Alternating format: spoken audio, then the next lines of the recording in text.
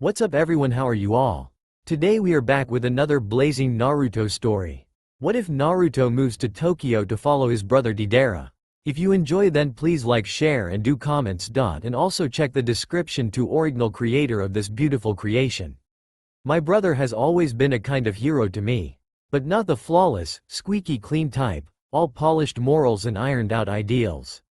No, Deidara was a different kind of hero, rough, sharp-edged, full of contradictions, but so vividly alive it was impossible not to watch him. When we were kids, he was always the one who stepped between me and the bullies without a second thought. Not because he was the strongest, he wasn't, at least not in the traditional sense, but because he didn't care about the consequences. He was impulsive, stubborn, and had a visceral allergy to injustice. If they hurt you, he used to say with that crooked grin of his, part challenge, part irony, "It's like they're hurting me." And he meant it. He'd come home with torn clothes, scraped knuckles, muddy pants. While our mother scolded him, I watched him the way you watch a legend. He'd just shrug, that sideways look in his eyes, like someone who knows they did the right thing even if no one else understands. "I took care of it," he'd mutter, then head back to his room to draw, like nothing had happened. Over time, that spark inside him grew sharper, more intense. It turned into a fire. He became the kind of person you couldn't ignore. Teachers either adored him or hated him. There was no middle ground, and his classmates followed him like he was magnetic, even though he never sought attention. He had this raw, aggressive talent that didn't ask for permission. All you had to do was see him with a pencil in his hand. The world would disappear, leaving only him, the paper, and a charged tension that filled the air. He didn't draw, he tamed. Every stroke was an explosion. Every line opened a door to another world. He always said, the best kind of art doesn't last. It explodes, burns, leaves a mark, and then it's gone. That was his philosophy, his mantra. Art is explosion. No compromise. No worship of static beauty. He wanted urgency, shock, the fleeting moment. To him, every piece had to hit like a bomb. Whether it struck the heart or the eyes didn't matter. What mattered was that it made you feel something, and then disappear. Physically, he was impossible to mistake. Long, straight hair so blonde it looked almost silver. He always wore it in a low ponytail, with a fringe covering his left eye, a deliberate, almost theatrical choice. He said covering half his face was like slashing a canvas. It left room for imagination. His right eye was a glacial blue, clear and deep like a lake under moonlight. His features were sharp but refined, high cheekbones, thin lips, and a distant expression, like he was always thinking about something far beyond the present. His hands were his main tools, long, lean, strong, marked by scratches and calluses, signs of years spent creating, destroying, rebuilding. He dressed like every morning he asked himself, how can I disrupt bourgeois aesthetics today? Ripped jeans, vintage military jackets, metal pins, smoke lens sunglasses even at night. Every detail screamed, I don't play by your rules. But it was all calculated. All consistent. His body was his first piece of art. When he decided to move to Tokyo, it felt like he was answering a call. No dramatic farewell, no tears. Just a train ticket, a suitcase full of sketches, and a dream too big for small-town life. He said the city would listen to him. That there, he'd find others like him. And in a way, he did. He set up a small studio with other creatives, borderline souls, eccentric, deeply visionary. He told me everything during our late-night video calls. Walls covered in post-its, wires everywhere, music blasting, endless debates about what defined a complete artistic experience. And then he'd talk about his creation. Art fuse, or more precisely, Yunbao, Gaibaku. A name that captured his essence. Art and explosion, he told me. That's the heart of it. Yun, gay, for technique, but also performance. Bao, baku, for detonation, destruction, release. A manifesto. A declaration of faith. Art fuse, Yun Bao wasn't just another app. It wasn't even just a project. It was a way to reinvent how we experience art itself. A digital gallery where every user became an active part of the piece. Each creation was manipulated, exploded, reassembled. Images shattered in real time, distorted by the user's emotions, reacting to touch, to sound, even to the rhythm of their breath. There was music, there was motion, there were colors that changed like moods. Every experience was unique and unrepeatable. Like stepping into a dream that fades the moment you understand it. He spoke about it the way someone talks about an impossible love, with a passion that was both tragic and consuming. When he came home for a few days, I'd find him exhausted. Deep circles under his eyes, his back curved, his hands worn out. But inside him, something burned. A light I'd never seen in anyone else.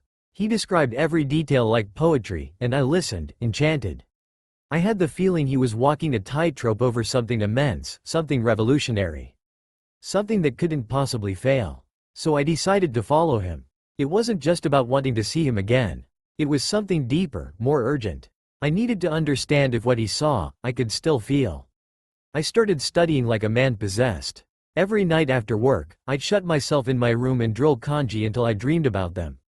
I listened to Japanese podcasts, watched anime without subtitles, read underground blogs about immersive art and technology. I wanted to reach him, but I also wanted to deserve it. I wanted to prove that I could be part of that world too. And I made it. After months of waiting, a creative agency in Tokyo offered me an interview. Uchiha Corp. A big name. Innovative. Intimidating. Deidara spoke of them with a mix of admiration and scorn. They're brilliant but cold as ice. His polar opposite. But maybe that's exactly why I needed to go there. I took the first available flight. Suitcase packed, heart shattered, hope sky high. But when I landed, something felt off. Tokyo didn't greet me with wonder. It felt hostile from the start. The streets were too perfect. Too full. The lights I'd imagined warm and alive hit me like sterile neon in a waiting room. People moved fast, distracted, closed off. And my heart started to freeze. Then, out of nowhere, the blow came. Sharp. Brutal. Like someone had pressed a detonator right where it would hurt the most. I can't believe this. You lied to me about everything. The words come out fractured, almost a whisper, but heavy, too heavy to keep inside any longer. They hang in the thick, stale air like they are searching for something to cling to. A reason, an excuse, anything. But nothing comes. Around me, the apartment feels like it is collapsing into itself. The walls are stained with streaks of damp that drip like sweat.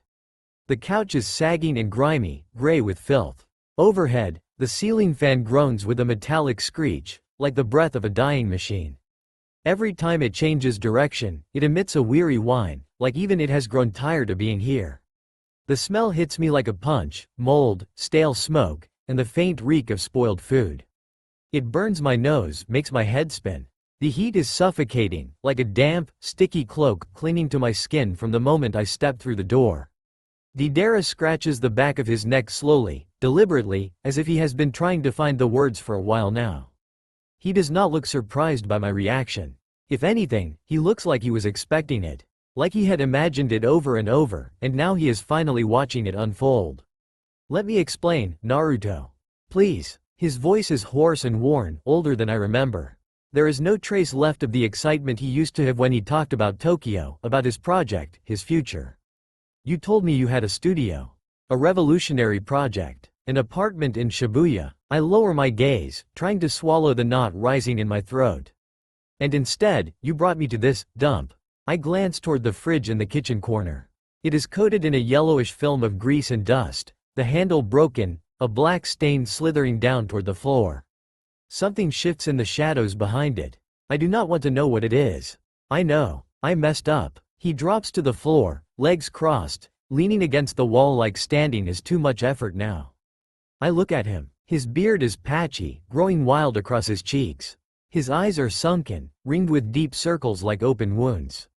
His blonde hair is tied back with a stretched-out, frayed hair tie. He is not the brother I remember. He is a man broken in two. Everything started falling apart last year. At first, it was perfect, energy, ideas, dreams. Art Fuse was coming to life. The app I had imagined for years. A space where art was not static but alive, pulsing, destructible. Each piece could explode and be reborn under the user's fingertips. It was visual anarchy. Pure creativity. We had passed alpha testing. The feedback was promising. Everything seemed to be moving forward. Then came beta. That's when hell began. I sit down on an empty cardboard box. It creaks under my weight, but I do not care. Sweat slips down my spine, and I feel dirty, like the rot of this place has already seeped into me. Deidara runs a hand through his hair and shakes his head. We outsourced testing to a third-party agency. They were just supposed to validate the system and prep us for launch. But something went wrong. The code was unstable. Every time we fixed one bug, 3 more showed up. The patches weren't enough. My teammates started losing it, arguing, doubting everything. One by one, they quit. Some out of exhaustion, some out of fear. In the end, I was the only one left. Just me, with broken code and sleepless nights. I sold my drawing tablet to try and keep the project alive.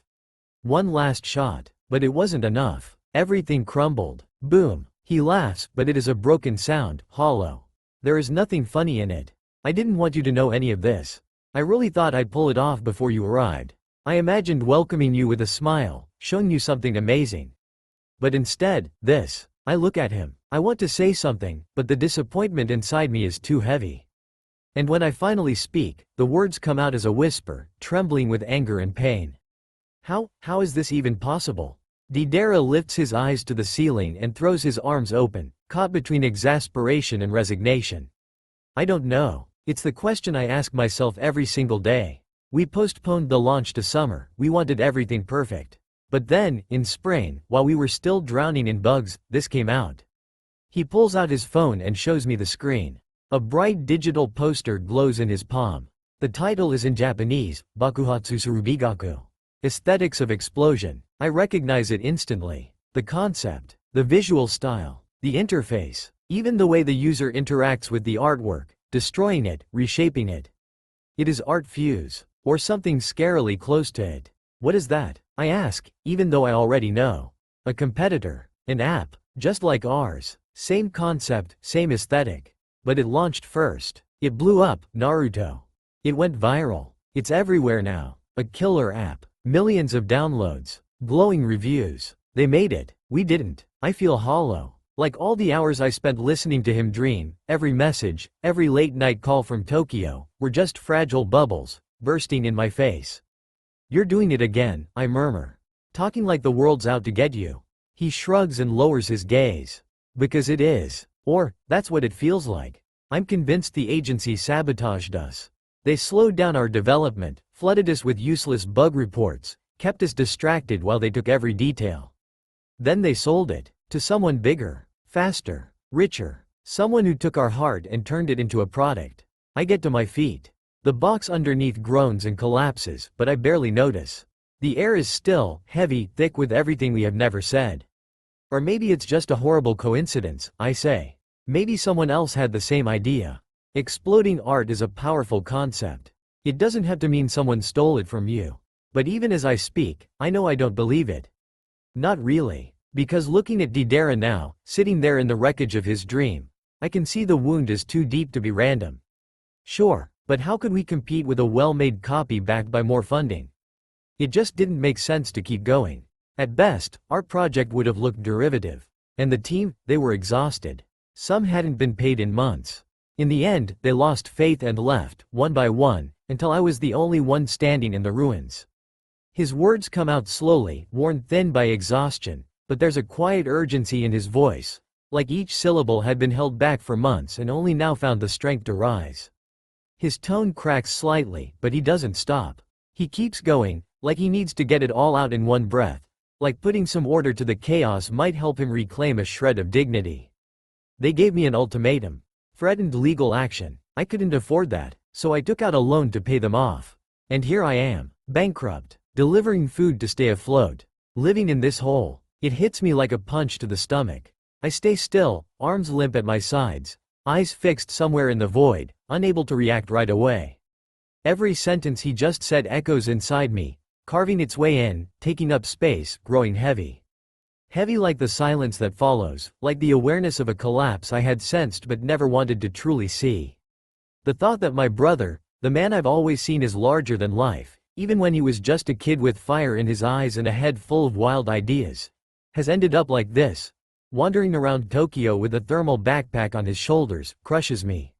He used to create images that looked alive. He spoke about art like it was a personal religion. He'd show me his sketches like he was sharing a piece of his soul.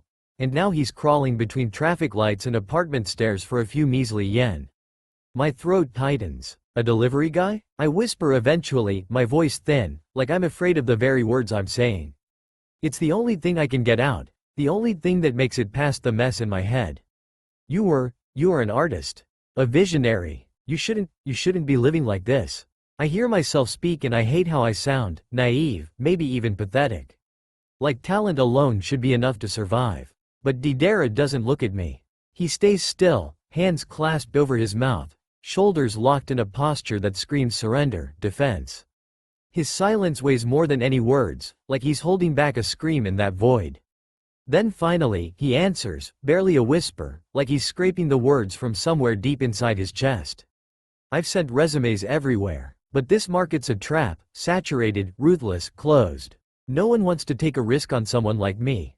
A foreigner with a vision that's too radical and no solid commercial portfolio. Doesn't matter how good your idea is if you don't have the right connections or a name that sells. His voice isn't just tired now, it's hollowed out, every word a step further down a path with no end. And the silence that follows isn't empty. It hums with something electric, like the air before a storm. I feel a physical need to fill that space, not to leave him alone in it. So I move closer without thinking, crouching beside him gently, like even a breath too loud might make him fall apart completely. I watch him hold his head in his hands, like he's trying to stop his thoughts from exploding. The dim light from the ceiling casts long shadows across his face, and for the first time, I really see how thin he's gotten. His cheeks sunken, dark circles under his eyes, skin stretched tight like old cloth.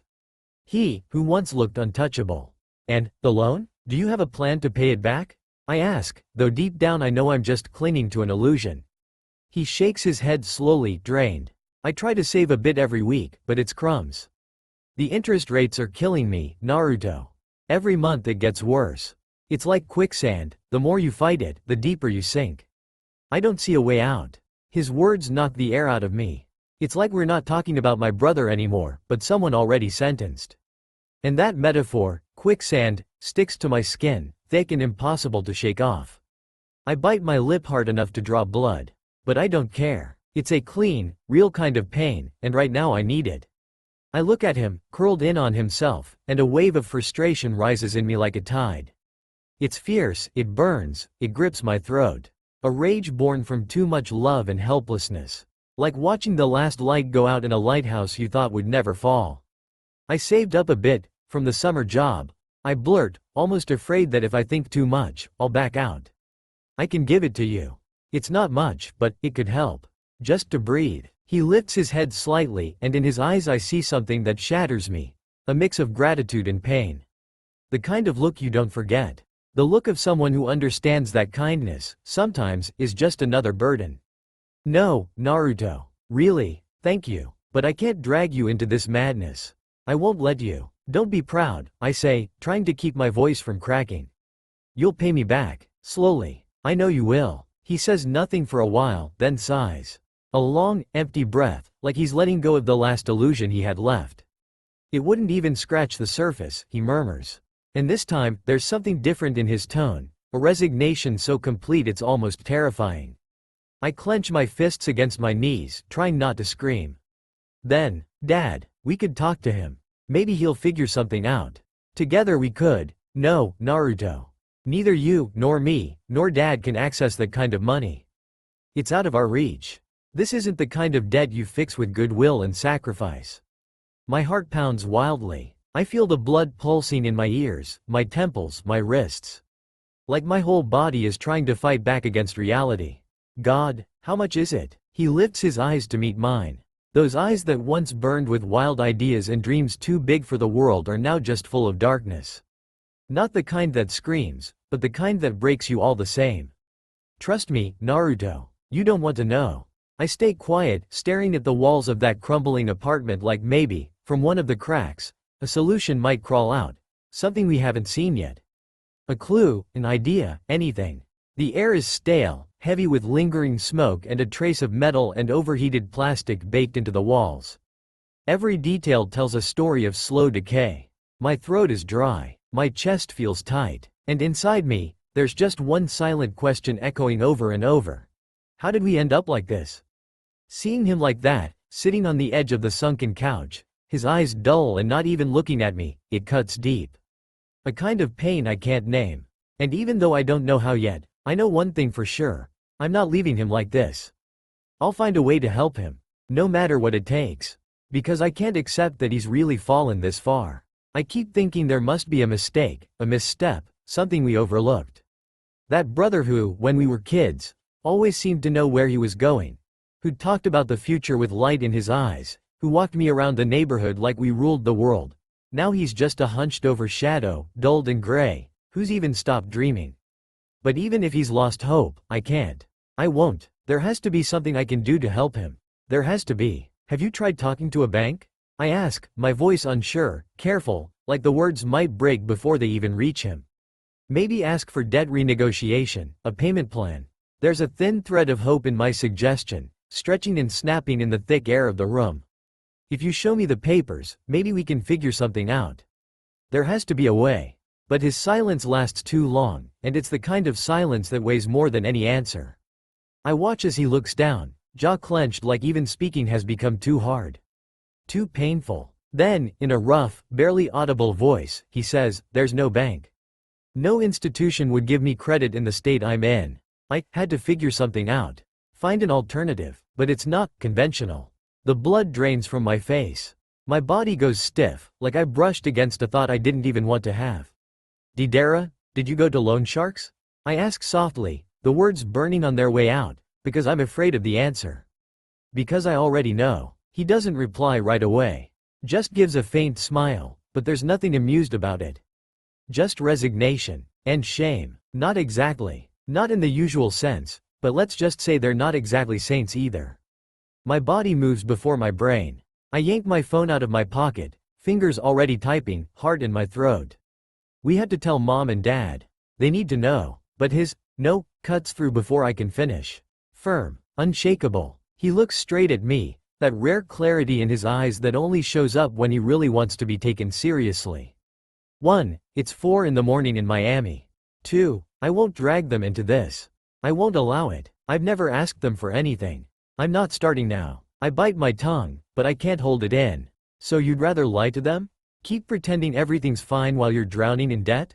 They don't deserve this. The words come out full of anger and fear, because he doesn't see it's not just his pain anymore. He's dragging us down with him. But he shakes his head. His voice drops, cracking a little. They deserve peace. They deserve to sleep at night, after everything they've done for us. They won't go down because of me. I'm not a kid who needs saving anymore. My mistakes, they're mine to carry. I feel crushed. The words won't come. They stick in my throat like sand. So what now? That's all I manage, because anything else would be a scream. Do you even have a plan? A strategy? Any idea how to get out of this? He shrugs. A tired, empty gesture, like even thinking has become too much. I'll figure it out. Somehow I'll get through it. But I start, but he cuts me off, gently, unexpectedly. I'm sorry. He says it softly, but he means it. And for a moment, I see my brother. The real one, behind the worn-out mask. I'm sorry you came all this way, planned everything so carefully, hoping to find a new home, and instead ended up in this mess. I'm sorry I let you down. He stands, shaking off the weight of that confession like it's heavier than anything else. I wanted to welcome you to a real place. Hardwood floors, a breathtaking view of the city. A soft couch, a fridge full of food. I wanted it to be like in your dreams. But this is all I've got. If you decide to go back, I won't blame you. I wrap my arms around myself, like I'm trying to hold on to something more solid than this reality. I want to scream, grab him by the shoulders, shake him until he understands he's not alone, that I'm here. But I know it won't work. Not now. Not like this. That same stubbornness that's always kept him standing, now it's pulling him under. Deidara picks up a faded red cap and slips it on with a mechanical, tired gesture, like it's part of his survival uniform. He nods toward the door. I have to go. My shift starts soon. Try to get some rest. Sleep in my bed. The words sound almost absurd. Out of place. Like we're talking about something normal in the middle of a fire. And you? Where will you sleep? I ask, though I already know the answer. I'll borrow a futon, he says with a faint smile, like he's trying to downplay everything, but his eyes betray him. They're empty. Drained. That smile doesn't reach the corners. I walk him to the door. Just before he leaves, he hands me the keys. Lets them fall into my palm, then closes my fingers around them like it's something more than just metal. Like it means something. You know, he murmurs as he slips on his shoes, voice low and honest. Talking to you about all this, it helped. A bit. Even if nothing changes. At least now I'm not alone anymore. Then he looks at me, not dramatically, just with that rough kind of tenderness he still has left. I'm glad you came. Really. I missed you. I watch him go down the stairs. His steps grow fainter, then disappear into the muffled noise of the city. I close the door quietly behind him. And the silence he leaves behind feels like a boulder pressing down on everything. It's thick, heavy, and even breathing feels like too much. It's like the air itself is holding its breath with me. I move through the apartment like a shadow on tiptoe, as if I might disturb a silence that's been here for years. Every room feels like it's holding its breath, every object suspended in a tired stillness, as if it stopped being useful a long time ago. The kitchen is tiny, squeezed between peeling walls and cabinets that creak with every touch. The stovetop is dull, scratched and burned, telling stories of half-cooked, forgotten meals. The microwave is unplugged, like no one's had the energy to turn it back on, and stacked on top are a few mismatched plates, different shapes, colors, origins, like survivors of a shipwreck. The two windows, framed in swollen, humidity-warped wood, open halfway onto a narrow, almost claustrophobic alley, where the dark walls of nearby buildings lean into each other, stealing every trace of daylight. The whole place feels gray, saturated with a bruised kind of shadow that makes everything seem further away, dimmer, more real. The bedroom doesn't have much in it, and what's there seems to have given up. A low bed, barely lifted off the floor, with wrinkled sheets and a mattress that sinks in the middle like a tired embrace. Next to it, a crooked nightstand holds a few dusty books, titles barely legible, pages yellowed, and a glass with a ring of calcified water at the bottom. The wardrobe's mirror is chipped in one corner, and every time you look into it, it feels like the reflection is just a fragment of something that broke a long time ago.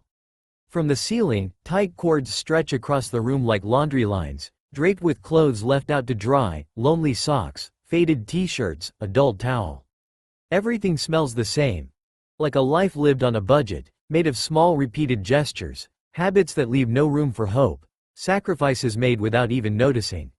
I let myself fall onto the bed, and the springs groan with a metallic sigh, a sound so familiar it almost feels tender in its sadness. I look up at the ceiling, at those socks gently swaying above my head, stirred by an invisible breeze, and I catch myself staring at them the way you look at something you don't quite understand. And I feel sad. Not the loud kind of sadness, not the kind that rips your breath away or tears through your thoughts, but something softer, almost invisible, settling quietly at the bottom of your heart like dust. Sad for him, for me, for everything we could have been but, for one reason or another, never became. Sad for that sense of something unfinished that clings to everything. It's obvious there's not enough room for us in this place, not with two lives as bruised as ours. But if the pay at Uchiha Corp is decent, if I can hold on to that job, maybe we could try to build something. Piece by piece, brick by brick, maybe we could clear the debts, pay off the collectors who show up at the door with eyes that don't tolerate excuses. And maybe, if I'm lucky, I could even find a place of my own, a space to start over, to learn how to live with myself. A new kind of normal. Quiet, unpretentious, but real. I turn on my side, burying my face in my arm, trying to shield myself from the artificial light streaming in through the window, cold and white, like a spotlight on everything I'd rather not see. I'm just about to drift off when the memories start to come back. I feel them roll in like slow waves, and I let them crash over me. Me and him, riding our bikes down the driveway, laughter mixing with the wind. Summer nights spent stargazing, lying on a blanket in the yard. Whispered talks under the covers, promises made with the certainty of kids who believe nothing will ever change. Leaving now would mean leaving him alone. Cutting that invisible thread that's always connected us. Turning my back on him right when he needs me most. And I don't think I could ever forgive myself for that. But I'm too tired to think clearly. Too tired to tell what's right from what's just necessary. The only thing I know, the only thing I can feel in all this noise, is that despite everything, I'm glad I'm here.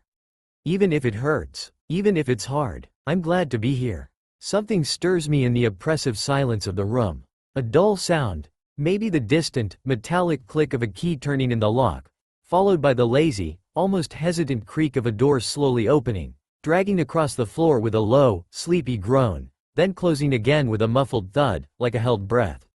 Moments later, the dry, irregular rustle of plastic bags landing or sliding across a hard surface breaks the fragile balance of the silence like a sudden, offbeat slap, forcing me to rise from the sticky fog I'd sunk into.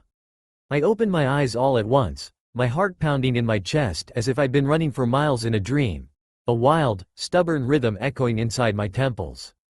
A dim beam of light, tainted with flickering, yellowish hues, filters through the sheer curtains, sliding between them like dusty, curious fingers.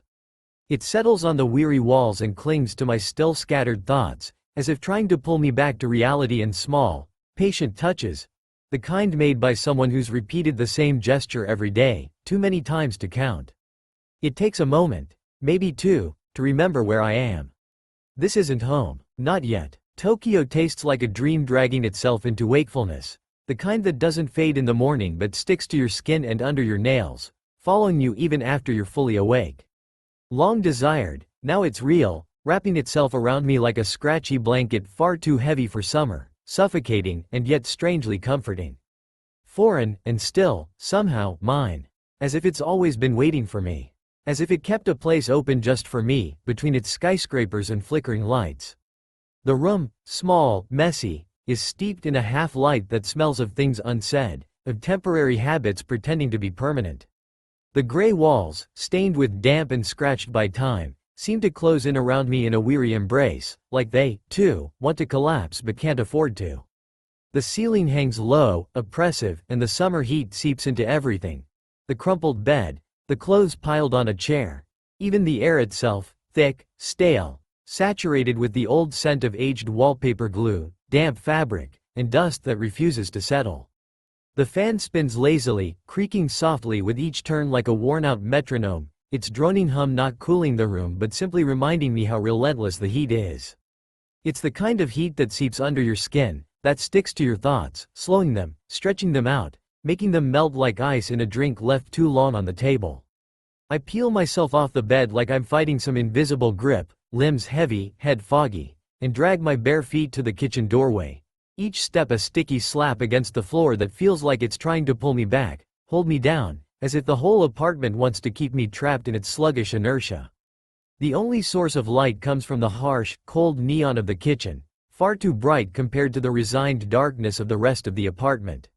And there, standing between the shadow and that acidic light, is Deidara, bent over the bags like he just fought a silent battle with the city and came home only half victorious. He's still wearing that crumpled yellow cap, hair tied messily and slipping to one side. A loose shirt sticks to his back with sweat, his faded jeans rolled up at the ankles. His eyes, ringed with dark circles, look like they've lost track of how many nights he's gone without sleep. His face is hollowed out by a weariness that no words could really explain, and by a quiet, lingering shadow that even his smile can't fully erase. When he notices me, he lifts his gaze just a little and gives me a tired but genuine smile. The kind that doesn't pretend to be strong, just quietly says, "I'm here, I'm still standing." Finally woke up, sleepyhead, he murmurs, his voice hoarse and trailing, barely above a whisper, as he lets the bags slide onto the table with a soft, muted thud. "What time is it?" I ask, my voice heavy with sleep, dulled by the temperature shift and something else, something that feels like sadness, though it doesn't quite have a name yet. He lifts his hand lazily and gestures toward the microwave. The green digits read 9:52 p.m. Almost 10. I've slept for hours, yet I feel even more exhausted than before, like my body tried to reset itself but didn't quite manage. When he moves to adjust the bags on the counter, a thick, comforting scent hits me full in the chest, slipping into my nostrils and settling deep, like a warm tide. Ramen. That exact smell, almost ancient, capable of dragging you back to childhood in an instant, even if you're now halfway across the world, with new windows, unfamiliar noises, and different shadows trailing you. I stumble to the stool, still a bit unsteady, my limbs sluggish, my eyes caught between the kitchen's harsh fluorescent glow and the stretch of shadow behind me that clings like an oversized blanket. I wipe a sticky hand across my face and mutter something under my breath about the unbearable heat pressing down on my skull. Then, without thinking too much, I throw out a joke, just to slice through the silence. Feels like being at Gara's in August. The air conditioning there is a myth, and he looks at you like sweating is a crime against humanity. One time he actually said sweat is just liquid weakness.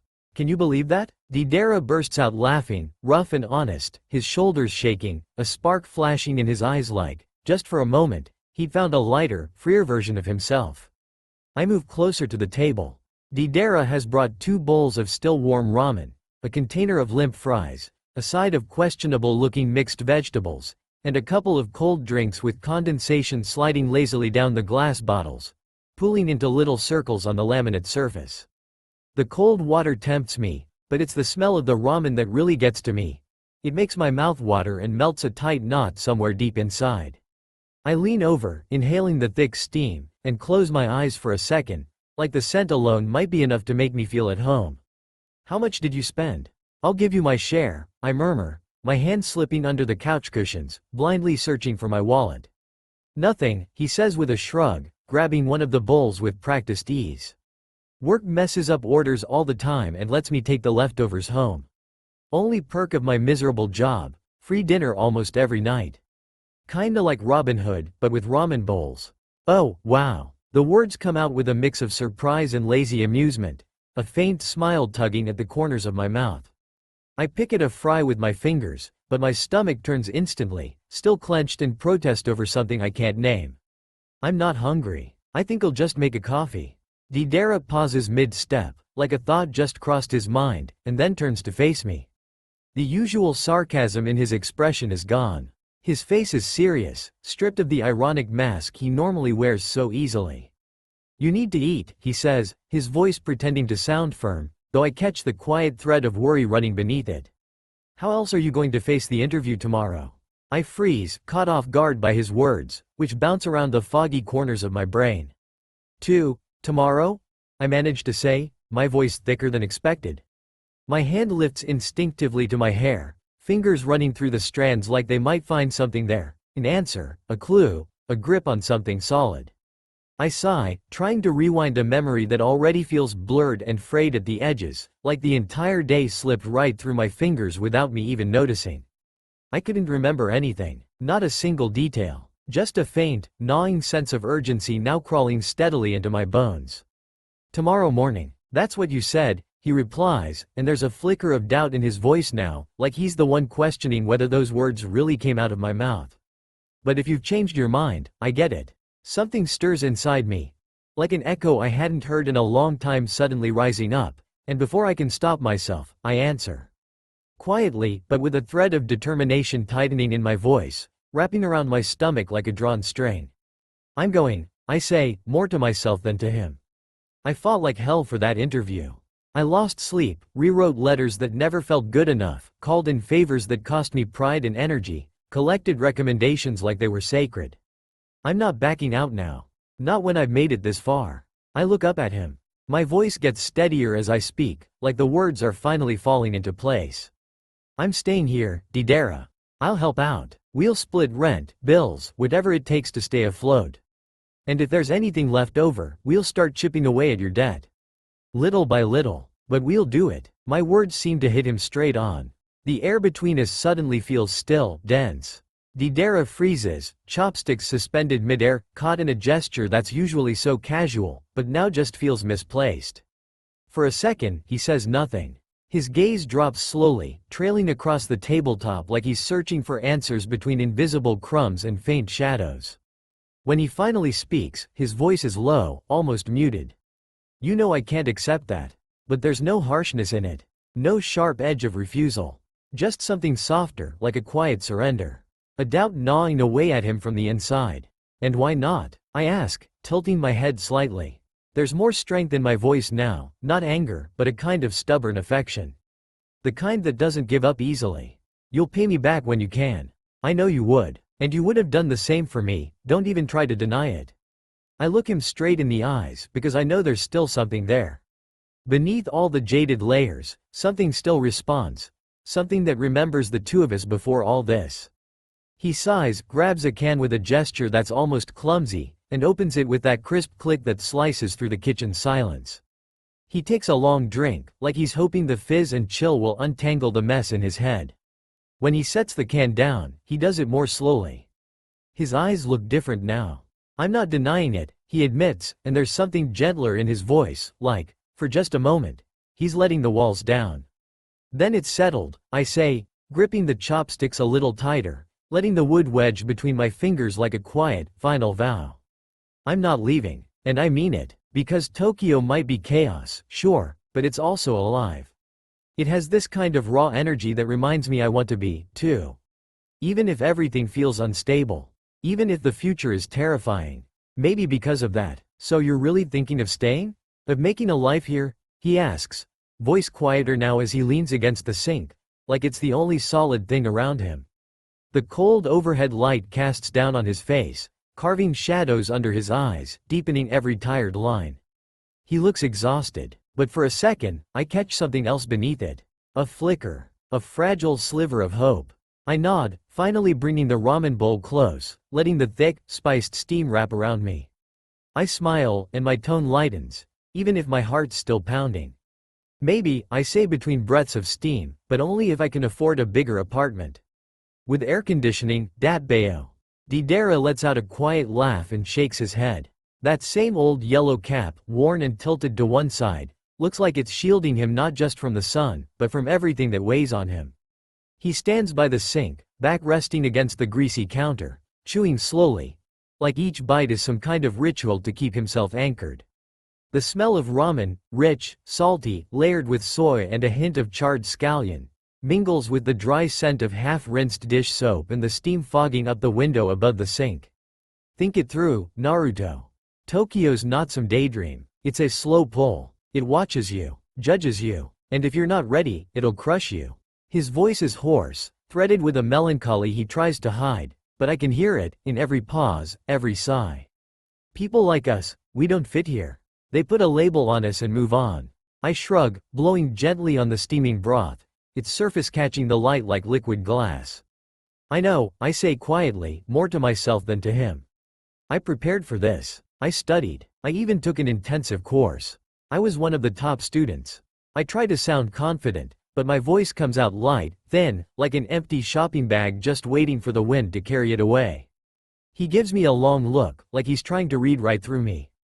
Knowing grammar isn't enough. You'll need it when you start looking for an apartment and someone turns you down because your name sounds too Western. When you get lost in a customer's sarcasm because they don't have the patience for your accent. Or when a grandma talks to you in dialect, and all you can do is smile without understanding a single word. His eyes, half hidden by his golden fringe, cloud over for a moment with something that looks like anger. But it's a quiet kind of anger, the kind that doesn't make noise. I take a bite of ramen and instantly scrunch up my face. Did they put vegetables in this? Come on. I groan, waving my chopsticks in the air like I'm trying to defend myself from the green ambush hiding in the noodles. Deidara bursts out laughing. A loud, explosive sound that cracks through the stillness like a firecracker in a quiet room. Then, without a second thought, he slides his bowl toward me. Take mine. It's got chicken. I blink at him, caught off guard by the gesture. I smile, and something warm stirs in my chest.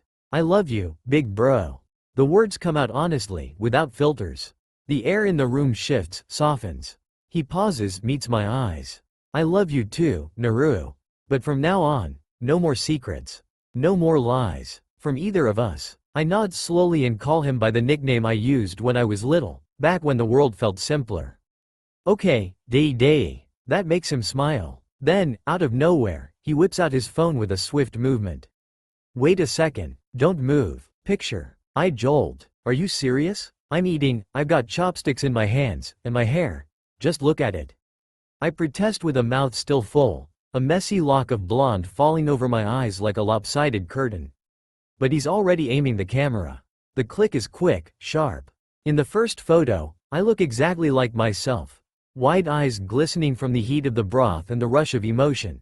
Lips slightly parted as a cascade of golden noodles spills out. One chopstick hovers mid-air in my right hand, the other rests on the rim of the bowl. I'm wearing an oversized orange sweater, the sleeves dotted with soup stains, like even my clothes are joining in on the moment. It's a tender image, imperfect and real. Then Deidara leans in and pulls me close, his long arms wrapping around me in a gesture that feels almost protective. Our skin blends in the soft light of the flash. I'm grinning, no, laughing, mouth wide open, teeth showing, eyes squinted from the joy. He, on the other hand, has his eyelids lowered just slightly, a calm and gentle smile on his face. The clothes we're wearing make it look like we've just stepped out of a 90s vintage market. The photo catches us like that, wrapped up in each other's arms, two kids who grew up too fast but still know how to hold on tight. I'll send it to you, he says with a playful glint in his eyes, already tapping at the screen. I nod as my phone buzzes with the notification. I look at the photo, and for a moment, I can't say a word. I'm setting this as my background, so I won't forget that even with everything going on today, we were happy. In this kitchen, with ramen, heat, and a little bit of chaos. Even just for a second, the silence that follows isn't empty. It's full of gratitude, of memories, of promises we haven't put into words. He chuckles softly, adjusts his cap, and looks at me again. And we stay like that. The bowl's now empty on the table, steam slowly giving up, the light bending across the worn wood. The fan turns lazily above us, like an old dream that refuses to stop spinning. And I really believe it this time, we'll make it. In this endless city, in this half-finished life, with a brother by my side and a photo to remind me who I am. Dat Bayo. It was a terrible night, one of those that sticks to you like sweat on a humid summer night, leaving you drained even when the sun has already begun to heat the asphalt and filter through the dusty curtains. Deidara slept as if nothing could disturb him, stretched out on the futon like a fallen Greek statue, one leg bent and the other straight, his arm resting on his forehead, mouth slightly ajar. His breath, deep and slow, seemed to belong to another world, a parallel universe where there are no alarms, no job interviews, no restless thoughts at 4 in the morning. I, on the other hand, spent hours tossing and turning in the damp sheets, my mind racing faster than my body could keep up, chasing thoughts that kept circling endlessly, one after another, in a tiring spiral of doubts and paranoia. The ticking of the clock seemed to match the rhythm of my nervousness, each click a hammer blow to my temple, every hum of the refrigerator an unexpected explosion in the silence, and even my own breath felt intrusive, too loud, almost annoying. When the first light of dawn began to slip through the cracks of the blinds, casting thin, golden lines on the floor like scratches of light, I realized there would be no sleep to save me, and I got up, defeated, with my bones soft and eyelids heavy, seeking refuge in a cold shower that, in my mind, was supposed to solve everything. But the bathroom was small, too small, suffocating like armor, and the humidity overtook the walls in a few minutes, leaving a dense layer of steam that fogged the mirror and returned to me a distorted, flickering reflection, almost alien. I came out sweatier than before, my skin still sticky, nerves on edge, frustrated, irritated, and a little angry with myself for not even managing to sleep decently on the most important night of my life. I stood in front of the mirror, the one above the chipped sink, and looked at my face as if it belonged to someone else. Eyes darkened, hair a mess, lips pressed together in an expression torn between anxiety and determination. I looked tired, sure, but there was something in my gaze, maybe stubbornness, maybe pure tenacity, that told me that despite everything, I wasn't backing down. Today was the day of the interview at Uchiha Corp. Deidara, needless to say, had spent the last few days giving me instructions like a general in wartime. How to speak, how to stand, how to smile without looking like an idiot, how to bow without seeming like I was faking it. Every piece of advice was still in my head, but now that I was actually getting dressed, with my stomach tied in a knot that even ramen couldn't untangle, and my heart racing, everything felt more confusing, more distant, as if someone had hit shuffle on my thoughts and now I didn't know where to start. Alright, let's recap, Deidara muttered, appearing at the bathroom door with the air of someone who had already said this at least 3 times. His blonde hair fell onto his shoulders, still wet, tied back in a messy ponytail that left his skinny neck exposed. He wore an oversized tank top with an abstract print of acid colors that looked like something straight out of a midnight trip. A faded towel was twisted around his neck, and his eyebrows were drawn together in a serious expression. He looked at me like he was trying to etch the last instructions into my brain. "How do you address your boss?" he asked, crossing his arms. Kaichu-sama, Datbeo, I answered, my voice unsure, almost a whisper, trying to cover the tremor with a smile that felt more like an apology than confidence. Good, but drop the Datbeo. And the bow. Always. It's better to look too stiff than too relaxed. Here in Tokyo, they can tell right away if you're not from here. And they won't forgive certain things. I nodded mechanically, turning back to the suitcase. I rummaged through the clothes with quick, indecisive movements until I found what I had decided to wear. A bright orange suit, bold, vibrant, almost daring. A vest with golden details that shimmered under the natural light, a silk blue shirt that clashed with the sobriety but shouted who I was. The cigarette pants, precisely ironed, slid over my legs and gave me a sense of order amidst the chaos. On my feet, shiny shoes, so new they almost hurt the eyes. I finished it off with the spiral necklace Deidara had given me years ago, small, thin, but to me, more powerful than an amulet. Every time I touched it, I felt his affection, his trust, like a promise that I couldn't let him down. My hair took almost half an hour. I carefully styled it, piece by piece, with gel, until it had that intentionally messy look but perfectly planned. Maybe flashy, maybe excessive, but in Tokyo, where the city itself is a chaotic kaleidoscope, nothing is really too much.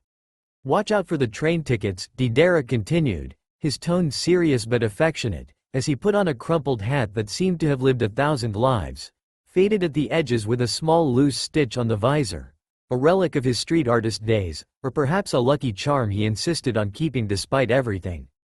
You can't mess up the company. You can't get on the train with the wrong ticket. Watch the colors, the signs, the lines, always follow the color. He said it like it was a survival rule, like the subway colors were secret codes to be deciphered in a chaotic, elusive Tokyo. His way of telling me that the world out there was more complicated than it seemed and that he, even if he wasn't coming with me, wanted to make sure I arrived in one piece. You've told me this 5 times, Deidara, I replied with a faint smile, rolling my eyes theatrically, not out of annoyance, but with an unspoken gratitude that I couldn't entirely hide. As if every piece of advice was really a caress disguised as a warning, one of the few forms of love he knew. And comfortable shoes. If you don't find a seat, you'll stand for 40 minutes like a sausage. And it's not the best, especially with this heat, he added, glancing at the window where the sun was already beating mercilessly against the glass, announcing a scorching day of smoking asphalt and struggling air conditioners. Got it, I replied, more to reassure him than for myself. And I looked at him for a moment in that silence that didn't need words. He looked at me, then smiled that crooked half-smile, never entirely convinced but always sincere, the one he'd had since we were kids, when I refused to get out of bed to go to school, the one he'd use when he wanted to give me courage without admitting it. He came closer and gave me a quick tap on the shoulder, a simple, almost absent gesture, but full of everything he never said. I've got to run. But you go kick ass, Naruto, he said, and in his voice was something like pride, like a trust full of cracks but still intact, as if he truly believed I could make it, that this new beginning of mine was also a little bit his. I'll do it, Datbeo, I murmur, more to myself than to him, letting those words sink into my chest like a silent vow. A promise whispered at dawn, still uncertain but already alive. And even though my hands tremble a bit, even though my heart beats too fast and I don't yet know exactly what's waiting for me beyond that door, one thing is certain. Today, I start something. And I'll be there, with all of myself, even with my fears, my doubts, the sweat on my brow, and the shirt that's already sticking to my back despite having just ironed it. As soon as Deidara leaves, the door closes with a sharp sound that echoes in the suddenly silent room. I turn, take a deep breath, and point the desk fan directly at myself, letting the warm air caress my skin as I start dressing, moving slowly and carefully to avoid wrinkling anything. Every gesture is measured, every movement deliberate, as if I'm composing my first self-portrait in this new city. When I finally stop in front of the mirror for a last check, I see a sweaty guy, yeah, with flushed cheeks and hair still a bit rebellious despite the hairspray, but with a look that has character. Elegant in its eccentricity, original enough to stand out without being excessive. Maybe a bit too much for some tastes, but entirely me. And that's fine. I step out of the house, gripping my phone in one hand like it's a magical compass, following the route Deidara marked out with obsessive precision, step by step, as if I'm on a top-secret mission. The neighborhood is immersed in an unreal quiet, almost suspended in time. There's not a soul in sight, just identical buildings, faded concrete color, with shutters down and rusty antennas standing out against a pale sky. It's a no-frills residential area, the typical compromise between price and location, and you can tell. There's no cute cafe, no bench under a tree, nothing that feels like home. The only visible signs are those of a coin-operated laundromat with half-fallen letters, and a few vending machines that seem to have survived 3 nuclear summers. The power lines crisscross the sky like black lines angrily drawn on a too-white sheet. Along the street, an old lady sitting on a stool in the shade stares at me without shame, her look one of someone who's seen it all and isn't afraid to judge. She scrutinizes me from head to toe, as if trying to decipher the code of my outfit, maybe to figure out if I'm headed to a ceremony, an idol casting, or if I'm just plain crazy. And maybe she's right, maybe I've gone overboard with the details. But it's done now. And Tokyo is certainly not my hometown. Here, you either leave your mark or you're just another number. I buy the ticket with a gesture meant to be casual but betrays my trembling hands, find the right platform marked with the emerald green Deidara had told me about, impossible to miss, he said, and board the train, looking for a seat by the window. I sit down, trying not to wrinkle my jacket, and try to calm my heart, which feels like a drum in full performance. The train starts, and the landscape passes by quickly, first the gray suburbs, then slowly the architecture becomes bolder, more alive. The car fills up, stop by stop. Men in suits, their gazes drowned in their smartphones, women impeccable in their regal posture, students with colorful backpacks and huge headphones, tourists with poorly folded maps and permanently confused expressions. I watch them reflected in the glass, and among them is my reflection, looking at me with a mixture of anxiety and hope. I wonder if I come off as a creative or a lunatic. But in the end, who says you can't be both? When I finally reach Aoyama and step out of the station, it feels like I've entered a different world. Forget Marunouchi or Shibuya. Aoyama is a sophisticated, elegant district, full of art and ideas. Every building seems designed by a visionary architect, every shop window is a little installation, and the streets are so well kept that even the fallen leaves seem carefully placed. The air smells like design, ambition, possibility. And then I see it. The Uchiha Corp skyscraper looms in front of me like a modern temple, a structure that seems alive, breathing. It's entirely covered in frosted glass that catches the light in a nearly mystical way, reflecting the sky as if it were liquid. The structure has asymmetric, sharp lines, but not awkwardly so. It's like an alien work of art planted in the heart of the city. At the base of the building, a meticulously cared for Zen garden. Glossy black stones arranged with surgical precision, bright green moss that looks painted, small streams flowing between the rocks like veins in a giant hand, and abstract sculptures in bronze metal that seem to float. I snap a picture with my phone, captivated by the scene, and head towards the entrance, crossing a glass bridge suspended above a decorative pond full of golden koi. Each step echoes deeply, as if I'm entering a high-tech cathedral. Inside, the impact is even stronger. The black floors have red veins that look like solidified lava. The walls are alive, animated by 3D projections that shift to the rhythm of sophisticated, hypnotic ambient music. The reception is a huge block of backlit glass, suspended like a futuristic sculpture in the heart of the atrium. I approach with determined steps, though my legs tremble slightly under my pants. I mentally go over every piece of advice from Deidara. Bow, smile moderately, use the right tone. I make a perfect bow, then lift my gaze and meet the receptionist's eyes. She's a young woman with black hair tied in a neat long braid, transparent glasses, and a gentle smile that looks like it's come from a peaceful dream. She looks at me for a moment, then gestures elegantly toward the elevator, without saying a word. 9th floor. You'll be greeted by Hitaki Kakashi, she says finally, her voice so melodious it seems recorded. Hitaki who? The name sounds familiar but unsettling. A cold shiver runs down my spine. I can't let myself panic now. Calm down, Naruto. Breathe. Datbeo. You can do this, right? I step into the elevator, trying not to stare too long at my reflection in the mirrored panels. The digital screen marks each floor with a muted silence. On the 9th floor, the doors open with a smooth hiss, and I find myself face to face with a man who seems to have come from another universe. Tall, slender, his gray hair spiked upward as if it had never known a comb, half of his face covered by a black mask, and a perfectly tailored dark suit, which he wears with the air of someone who could put on a Hawaiian kimono and still be the coolest guy in the room. He has a relaxed, almost posture, and an aura that's hard to describe, a mix of wisdom and lazy irony, as if he already knows everything about me. Uzumaki Naruto, right? He says with a calm, low voice, filled with that strange, inspoken authority only certain people have. A voice that seems to already know where this day is headed. I nod with a barely perceptible tilt of my head, trying to mask the agitation tightening in my stomach. Kakashi, the man who greeted me, holds a printed copy of my resume, his slender fingers moving slowly along the edge of the paper, as if reading not just the content but also what I've left unsaid. He must be my point of contact for today, perhaps even my direct superior. He carries himself with a relaxed, almost distracted air, yet nothing about him seems careless. Every detail, from the slightly undone shirt to the smile behind the mask, is calibrated with a care that suggests experience and intelligence.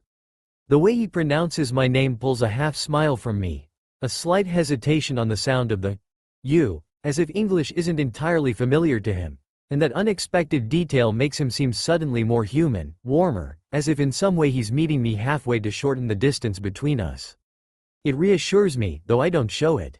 It's a pleasure to meet you, Kaichu-sama, I say clearly, bowing respectfully, my hands by my sides and my back straight as a rod, trying to convey gratitude, humility, and all the tension contained in that suspended moment. He raises an eyebrow, momentarily surprised, perhaps even amused by the excess of formality or by the fact that I just gave him the highest title in the company hierarchy. "Oh, I'm not the president," he corrects me in a relaxed tone, his voice warm yet measured, each word enunciated with deliberate slowness, as if to make sure I catch every syllable. "I handle the communications department. I've been assigned to show you around the offices before your interview. Nothing too formal, don't worry." "Ah, I'm sorry, I misunderstood," I reply with a slight bow of my head, faster this time, almost reflexively, as a familiar warmth rises to my neck. "Let's go," he concludes simply, gesturing with his hand and turning without losing his calm, confident stride. "Great start, Uzumaki. Just arrived and you've already mixed up the roles. Well done." I follow him, trying not to trip over my own legs, while he walks ahead of me with the elegant nonchalance of someone who has little to prove and much to observe. As we move through the corridors of Uchiha Corp, Kakashi explains the layout of the departments in a calm, unhurried voice, as if he knows every step, every chair, every hidden vibration in the walls by heart. His gestures are measured, almost theatrical in their precision, as though he's drawing an invisible map in the air with his hands. He points out various areas: design, development, marketing, and does so with such care that it strikes me, as though each department were an independent organism, a soul to be respected. Each department has its own personality, its own heartbeat. We stop in front of an empty station, neatly arranged with obsessive precision that almost unsettles me. An ergonomic chair with curved lines, a succulent plant on the side of the screen, a ceramic mug with an abstract logo I can't decipher. Everything seems to say, someone who knows what they're doing works here.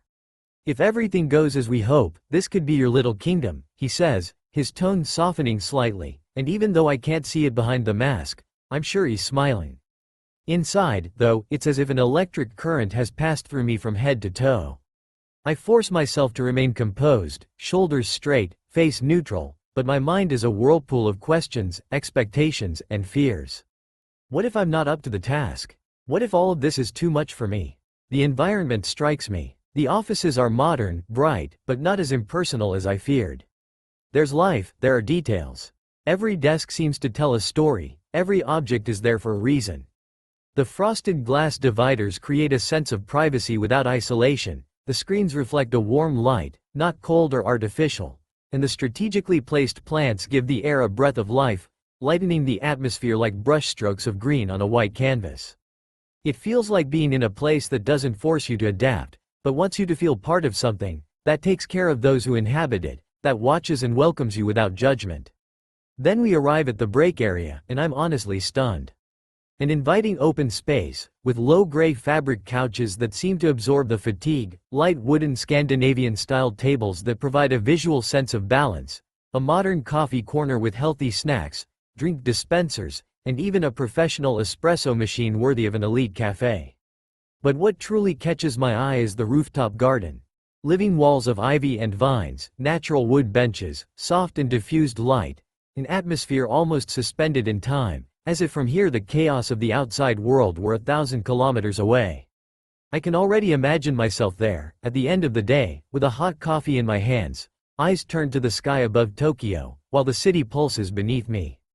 Kakashi continues without haste, leading me down a hallway that opens into a larger space, perhaps a central artery of the building, a passage designed to impress. The walls are ivory, with a warm, slightly matte shade that seems to absorb every sound, periodically punctuated by carefully framed photographs, all aligned perfectly as though an invisible ruler had determined their exact position. The shots, alternating between black and white and soft colors, tell fragments of a memory that doesn't belong to me but that here seems almost sacred. Solemn handshakes, diplomatic smiles, very serious faces in front of flags and company logos, rooms with antique wallpaper, and conference rooms lit by modern chandeliers.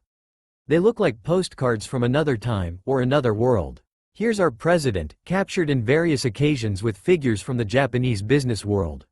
Maybe you'll recognize someone, Kakashi says, gesturing with his finger toward a central section of the wall where a gold frame stands out slightly more. I nod automatically, trying to seem interested and engaged, though in truth, I observe those faces like one would observe photographs in a dentist's waiting room. With that passive detachment of someone who knows they should be paying attention but can't quite manage it. The names mean nothing to me. The expressions all seem the same. Men in dark suits, women in pastel skirts, studied poses, half smiles. A theater of apparent serenity that slides right off me. Until, however, something catches my eye.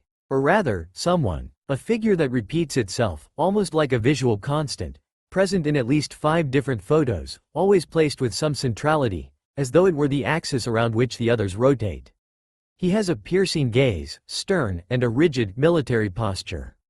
His features are sculpted, almost excessive in their symmetry. Deep, unwavering eyes, sharp cheekbones like cuts in marble, a thin mouth that seems drawn with a bold, unhesitating line. His dark brown hair, slicked back with surgical precision, barely reflects the light from the ceiling spotlights. And then there's that aura, something that can't be explained but is immediately felt. A sort of silent solemnity, as if he carries the weight of the entire company on his shoulders. I read the name engraved on a metal plaque, elegant in its simplicity, Fugaku Uchiha. He must be highly respected around here, I murmur without thinking, my voice almost muted by the weight of the moment. Kakashi nods slowly, as if weighing the words to choose, carefully selecting each syllable. He is. His presence, we miss it a lot, he finally says, leaving a note of nostalgia hanging in the air, catching me off guard. I stop mid-step, my eyebrows raised for a moment. The president passed away? I ask, a bit hesitantly, already regretting asking the question so directly and potentially out of place. Kakashi shakes his head slightly and gives a half-smile behind the mask, his eyes crinkling in that relaxed expression that seems to say, "Don't worry, valid question. Oh, he's still alive, don't worry. But he's had some pretty serious health problems. So he decided to step down from running the company. Now the role of president has passed to his son, the second-born." The second-born? I raise an eyebrow, suppressing my surprise. Honestly, I would have expected the eldest son to take the reins. Isn't that how it works? Especially in a culture like the Japanese one, so deeply anchored in respect for family hierarchy, the sense of duty, and continuity. The idea of inheritance passing in a straight line, like a baton in an ancient, almost sacred relay race. But I don't have time to formulate a theory. Not now, because we've stopped in front of a door. It's imposing, dark wood with a glossy finish that reflects the light almost liquidly, as though it were made of obsidian or black glass. The chrome metal handle gleams under the lights like a blade drawn from its sheath. The surface of the door is smooth, devoid of plaques or decorations, but its silence is eloquent. Someone important is inside. Kakashi takes a moment before knocking, his face partially hidden by the mask, but his eyes grow more serious, focused. I see him inhale, as if preparing for a small ceremony, and then two sharp knocks echo in the quiet hallway as he enters. I'm left alone for a moment. My heart pounds in my chest with such force it almost stuns me, as if it had decided to sabotage me right now, but then the door opens slightly. Kakashi peeks through and gestures for me to enter with a quick, polite motion. Please, Uzumaki-san. I take a deep breath, the deepest of the day, as if it could reorganize me from within, and cross the threshold, bowing immediately, my torso bent and my gaze lowered in respect, trying not to tremble. Good morning, Kaichu-sama. The silence feels almost heavy, broken only by a low, deep voice that vibrates in the air like a command. Close the door, please. I turn, carefully close it, and then look back at him. He's there, sitting behind a large desk, dark and glossy like black glass, in an office that smells of power and silence. A soft light filters through one of the large windows, partially covered by minimalist curtains. The decor is essential, dominated by shades of gray and black, an aesthetic both cold and refined. He holds a black fountain pen, with golden accents, sliding it between his fingers like a familiar object. His head is slightly bent over an open file. He wears a tailored black suit, the immaculate white shirt contrasting with the fine silk black tie. His hair, as black as ink, slightly wavy and carefully styled, barely brushes his forehead. His face is smooth, with not a hint of stubble, features so perfect they seem unreal, as though someone sculpted them from porcelain or obsidian. And when he lifts his gaze, when our eyes meet, something inside me breaks, cracks, like thin glass hit by an unexpected blow. He's incredibly beautiful, with a sharp, silent, intimidating beauty. I feel my cheeks burn, warmth spreading to my ears. But what the hell? Calm down. He's your boss, not some damn cover model, and he's a man too. Well, Uzumaki Naruto, he starts, speaking in a calm yet firm tone, his voice low and controlled, like a seasoned stage actor accustomed to being heard even in silence. Your profile perfectly matches what we were looking for. This interview is, effectively, a formality. I stiffen. What? I stutter, taken by surprise by the statement that hits like a silent bullet. He fully raises his face and looks me straight in the eyes. Those dark, deep eyes pierce me like thin, cold blades, and the way he stares at me, there's no room for doubt. He's one of those who never looks away. His features are perfect, almost unnatural, an intangible aura of a tragic character, the tormented protagonist of a manga, or the chilling, fascinating villain you can't quite hate.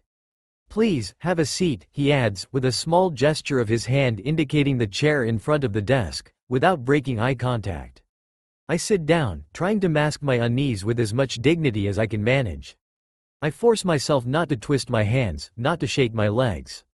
I watch him as he takes my resume, flipping through it with precise, slow fingers, and notice that every move he makes seems calculated, calibrated. You lived in Miami, and you earned an MFA in visual communication at the local university, he says, almost as though reading aloud for pure aesthetic pleasure. I nod, but inside, something vibrates, a vague feeling, an echo. And then I realize it. He's speaking in English, fluently, perfectly, without an accent. I hadn't noticed it at first, but now it's clear, the cadence, the rhythm, the articulation of his words. He's a native speaker, or he seems to be. Yes, I reply, trying to mask my surprise with a controlled tone. I was the assistant to Professor Kim for 2 years. She supervised my final project, I add, hoping it sounds professional, hoping the tension that's coiling around me like a snake doesn't show. But he looks at me with a neutral, almost interrogative expression, as though expecting something more. Professor Kim signed my recommendation letter, I clarify, lowering my gaze just a little, as though trying to downplay the possible skepticism in my tone. A double-edged sword, I realize immediately. Showing insecurity in front of someone like him could be the final blow. But the president doesn't even glance up. He remains impassive, sitting with his legs crossed and back perfectly straight, slowly turning another page of my resume, as though he has all the time in the world and nothing urgent to assess. His fingers, slender and precise, move with elegance, barely touching the paper with a delicate care that seems studied, controlled, almost obsessive. We have contacts with several foreign universities, although it's not an area I personally oversee. If your professor chose to recommend you, I suppose there must be something good about you, he finally says, in a neutral tone, devoid of any real enthusiasm, as though reading the list of ingredients on the back of a cereal box. He flips another page. Although, honestly, nothing exceptional stands out from your resume. Well, isn't that nice? What a bastard, with a face like a model and the personality of a cactus. Cutting. Impeccable. Annoying. Of course, he's doing it on purpose. It's so obvious. He wants to make me feel out of place, as though I'm here by mistake, like I'm a glitch in his perfectly ordered system. He's highlighting every weakness I have with surgical precision. He wants to remind me that I'm just a guy with an American accent from the countryside, who worked his ass off between night classes and shifts to get a scholarship in Miami, while he's the golden child, the well-dressed second son of an empire, raised among designer chairs, servants who ironed his shirts, polite silences, and glossy surroundings. A world of crystal and velvet, where everything is silently perfect and emotions, like empathy or kindness, are left at the door. I bet he enjoys treating me like this, with his glacial superiority, with that half-smile that isn't even a smile, more of a shadow on his lips, like a contained grimace that makes you feel like an insect under a microscope. I look at him more closely. The watch on his wrist gleams faintly in the cold, white light of the room. Such a luxurious object it could cover 3 months of rent in our tiny apartment, or maybe even pay off my brother's debt. And that pen he holds, long, thin, elegant, has a matte black barrel, and in finely engraved golden characters, his full name, Uchiha Sasuke. Conceited to the bone, but damn, even the name suits him. It has something harmonious, cutting, inevitable about it. It's as if it was made just for him, as though it was born to be pronounced with respect, with reverence. Uchiha Sasuke. It almost sounds like an elegant threat. You may speak in Japanese, if you prefer, I try to say, with a forced, professional smile, sure, but polite. One of those smiles you practice in front of a mirror for weeks, hoping it looks believable when the time comes. I studied it for a year, it's listed on my resume. He raises an eyebrow slightly, an almost invisible yet precise arc, as if drawn by a Japanese calligrapher with black ink on rice paper. A tiny movement, yet full of judgment. No overt sarcasm, no, it's something subtler, sharper, like a blade of ice slipped between the words.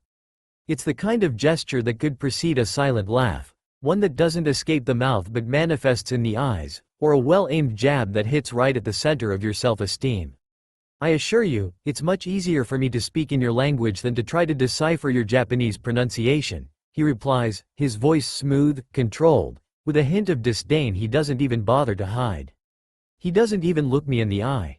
He speaks as if addressing an invisible subordinate, a number on a list, a task to be completed before coffee. It's as if my gaze doesn't even deserve the reflection of his. But don't worry, you'll have a chance to improve. The role you're being considered for involves contact with international clients, so you'll be using English most of the time. Beautiful. Yes, he is. Like those Greek statues that don't need to be human to be perfect.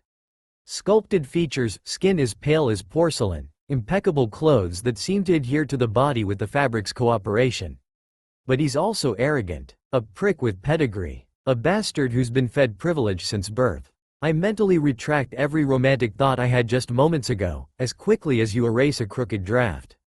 Teme. Just like that Japanese word that gets stuck in your throat and won't go down. Elegant, yes, but toxic. One of those who, if you drop a glass near them, not only won't pick it up but will look at you as if you're the one who ruined their perfect glass and minimalism universe.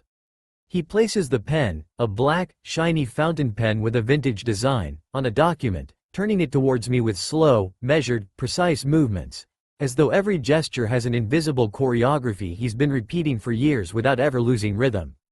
He points to a few spots with the tip of his finger, the well-manicured nail brushing the paper as if it were too precious to be touched. Some signatures, please. I grab the pen, his pen, still warm from his touch, and sign where he indicates, holding back a sigh. The contract is entirely in Japanese, and as much as I studied it, I know it would take at least 10 minutes to read it carefully. But I have no intention of staying in this room any longer, sharing oxygen with that arrogant bastard. I take a quick glance at the salary. A lot of zeros. That'll do. For now. Thank you, he says finally, taking his copy with a flawless gesture and leaving me mine.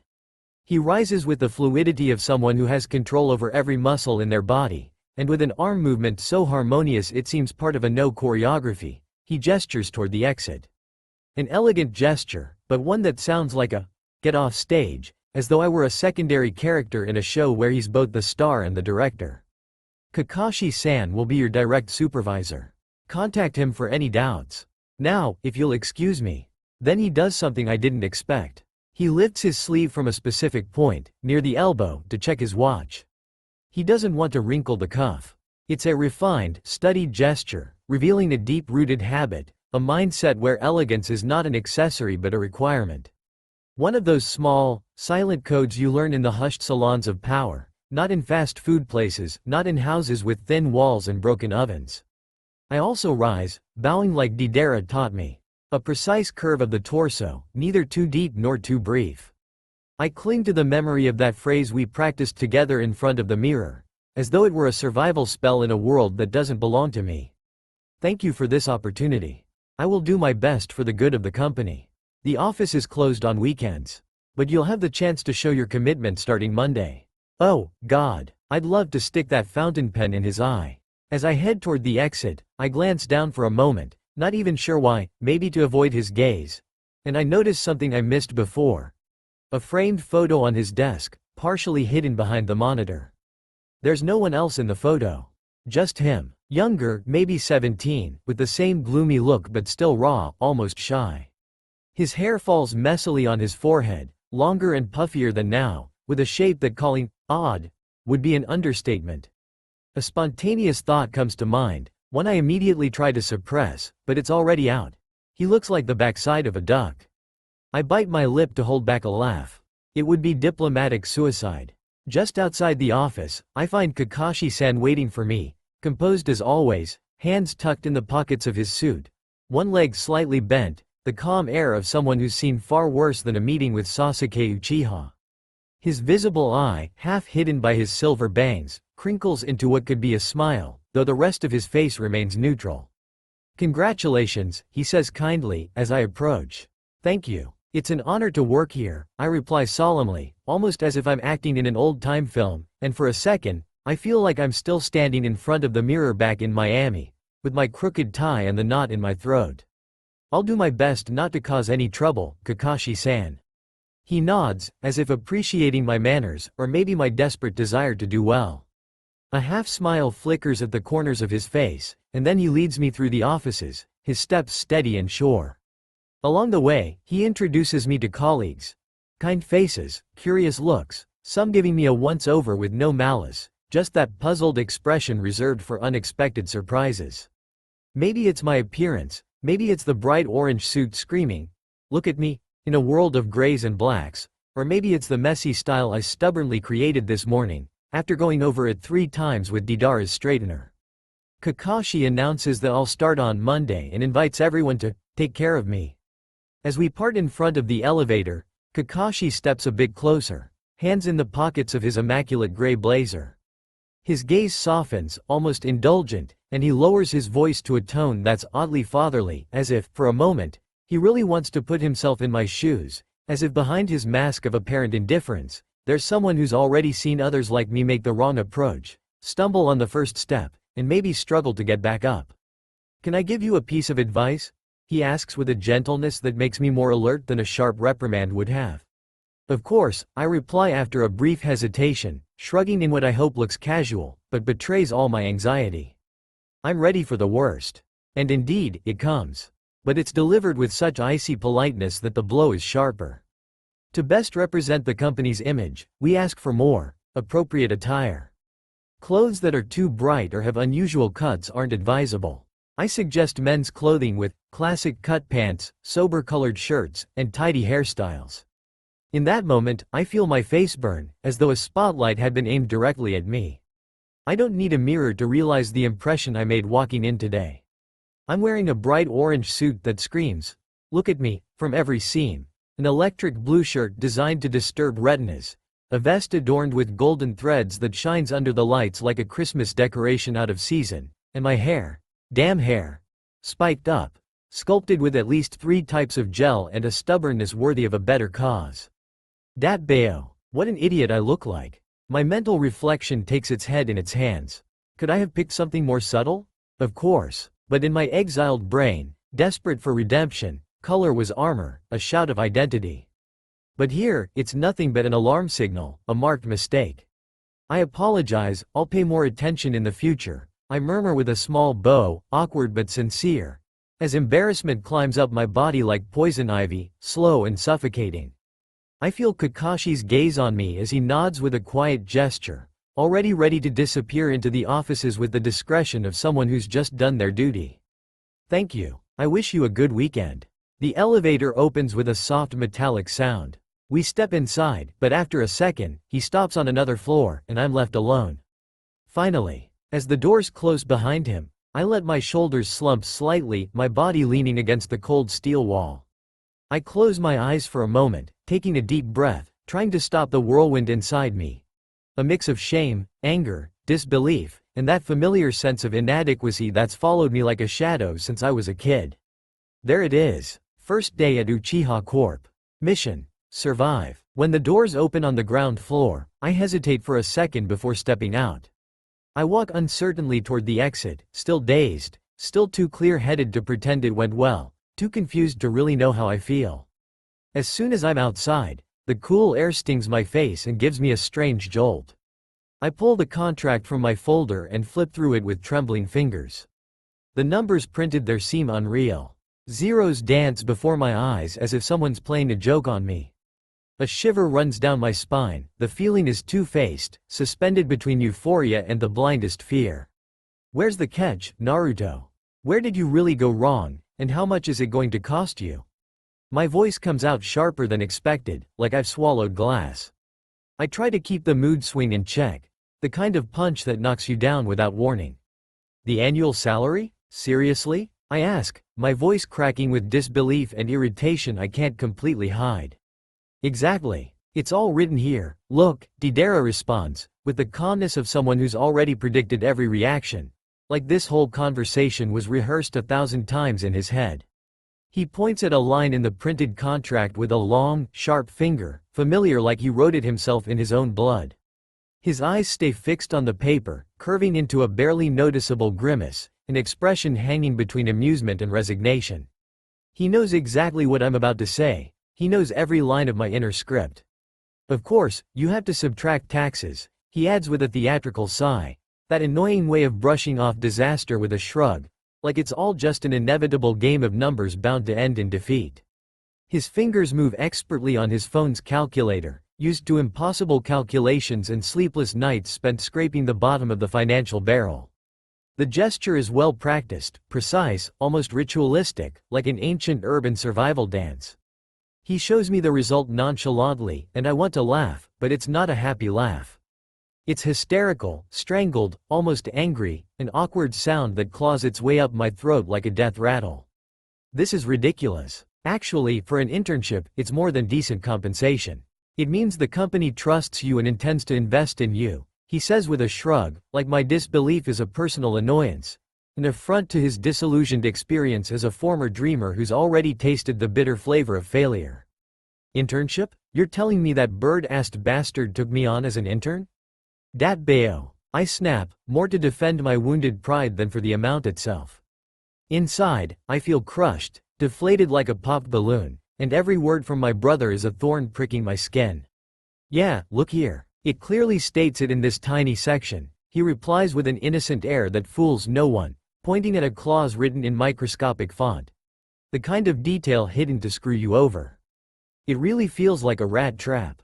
Come on, don't complain. It could be worse. At least you've got something. When I started, I had nothing. Just dreams and zero connections. I lower my gaze, my voice coming out quieter, heavier. With this, we'll never get rid of your debt. The words break in my throat, sharp as blades. The bitterness floods me like a murky wave, and with it, the urge to just give up, to run away, to scream.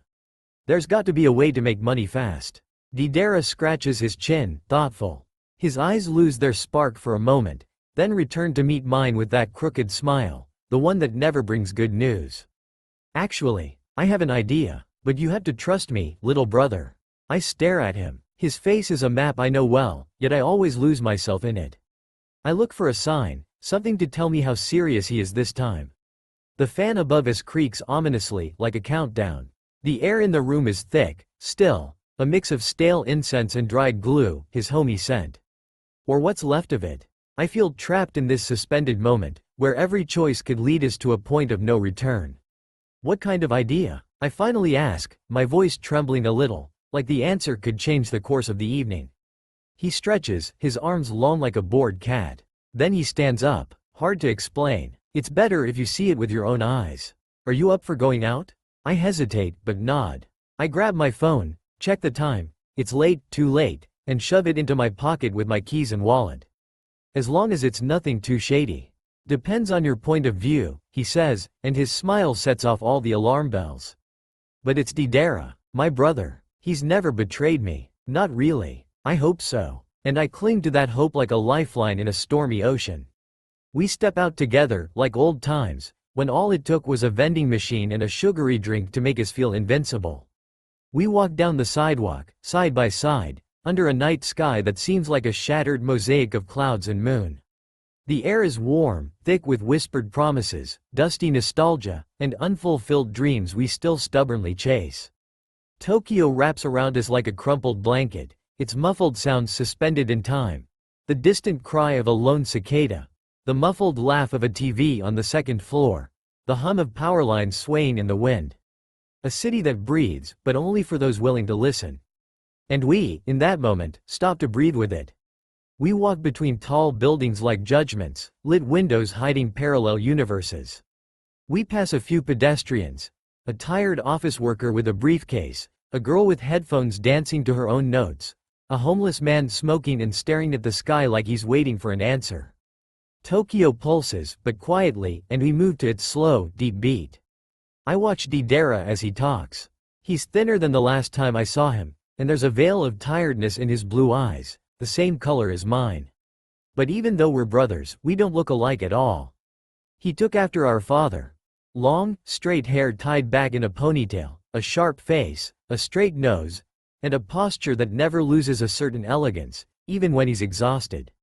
I, on the other hand, have a rounder jaw, short, messy hair that looks like our mother's, especially when she gets angry. And believe me, it was scary. More Minato him, more Kushina me, Datbeo. Where are we going? I ask, a mix of curiosity and suspicion, as I watch him buy 2 tickets from the machine. His fingers move fast and precisely on the screen, like he does this every night. Shinjuku, he answers vaguely, but with a spark in his eyes that betrays a subtle excitement, hard to decipher. Something stirs beneath the surface of his smile. The train we take is almost empty. Only one man sleeps with his head resting against the window, while 2 girls sitting a few seats away stare at us with wide eyes, whispering something between themselves. Maybe it's my eccentric look, baggy pants and neon yellow shoes. Or maybe it's Deidara, who always looks like he stepped out of a contemporary art gallery.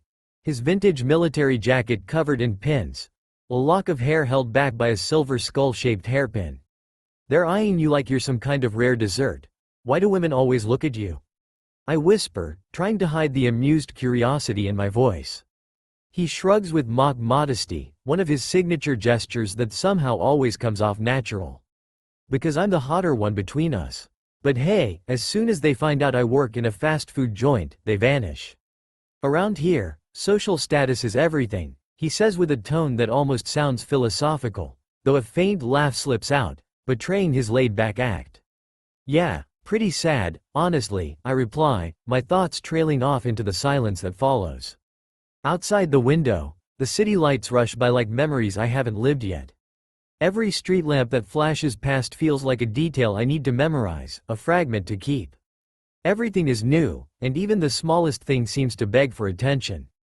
The colors of the billboards, the reflections on the glass buildings, the way the shadows stretch along the train floor, all of it is strangely hypnotic. Deidara doesn't talk much. He answers with short words, his voice lower than usual, probably tired after the double shift he just pulled. His profile is occasionally lit by the neon lights filtering through the train windows, creating flickers of light that highlight the contrast between his striking features and the clear fatigue in his eyes. The next one's ours, he finally says in a low, almost relaxed voice, like he's used to this routine. like it stopped being remarkable a long time ago. We get off at a different station from the one I saw this morning. The vibe here is rougher, more lived in, less polished. No one's wearing anything fancy. No one's rushing to be on time. It's like time moves differently here, slower, more relaxed. Deidara walks with confidence, like he knows every corner, every crack in the sidewalk, every flickering neon sign etched into the night. His pace is a mix of ease and certainty, like this place has always belonged to him. I follow, trying not to lose myself in the sea of lights and sounds that feel like a whole other world. We weave through a maze of streets where signs flash in saturated colors, making the night feel like a 90s arcade game. The bars are packed, music bleeds through the walls like a siren's call. The scene is a chaotic harmony, a crowd flowing in a constant pulse of bodies and noise. I want to take a photo, capture the madness of this place that feels so alive, but I wouldn't even know where to start. Every corner is a chaotic work of art, every detail screams to be remembered. Where are we? I ask, raising my voice a bit to be heard over the swelling noise around us. They call this place Koyama. Not exactly family-friendly, Deidara replies, lifting an eyebrow with theatrical flair, clearly amused by my reaction. It's known for the Orochi statue. Orochi? Like the giant mythological serpent? I ask, trying to stay with him in the flow of the conversation, though my attention is already shifting toward the statue he just mentioned. Exactly. Look up there, he says, gesturing with his hand. I lift my gaze and see the head of a massive golden snake emerging from the roof of a building, as if it were part of the architecture itself. It's menacing, surreal, almost sacred in its weirdness, and I can't look away. Its presence is so imposing it seems to loom over everything else, like it's reminding us this place has its own old, mysterious history that pushes back against the modern world around it. Wait, I want to take a picture. I say, reaching for my phone, but Deidara stops me with a casual gesture. You'll have time later. I don't want to be late and keep Auntie Tunton waiting, he says with a nearly unreadable smile, like he's hiding something. Auntie Tunton? I ask, confused and a little intrigued by his mysterious tone. A friend. You'll meet her soon. Trust me, you'll like her, he adds, his confidence making her sound even more interesting. Deidara turns down a narrow alley, then another, without hesitation, like he knows exactly where to go. The lanterns hanging overhead bathe us in a warm, flickering light, casting an atmosphere that's intimate and slightly nostalgic. The alleys feel like they've been pulled from another era, a forgotten piece of history tucked between the modern skyscrapers. The contrast is jarring but beautiful, as if this place chose to stand still while everything else rushed ahead. This feels like a forgotten corner of the world, I murmur, running my fingers along a rough wall, feeling the texture beneath my skin. Every surface here seems to hold a story. It's called Gecko Yokocho, Deidara says, like he's letting me in on a secret. It's a web of alleyways filled with bars, underground spots, and strange stories. Every door hides something, and everyone here's got something to forget or something to celebrate. Is Auntie Tunton here? I ask, still curious about this mysterious person who clearly plays a part in his world.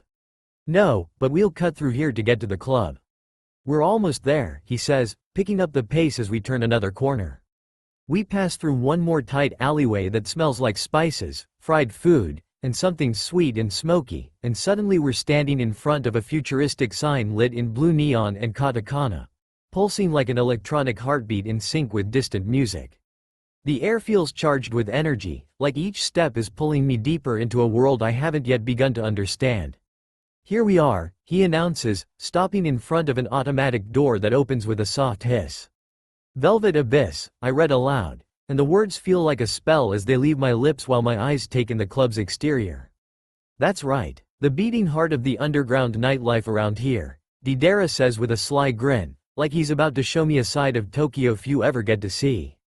The exterior is sleek, almost minimalist, with glossy black panels framing the entrance and a silent sliding door that welcomes us. But inside, everything changes. Dim lighting, mirror effects, and a color palette that shifts between indigo and crimson transform the space into something dreamlike. The tables are tucked into velvet-lined alcoves, and translucent floral-patterned panels divide the space, creating a sense of intimacy and distance all at once.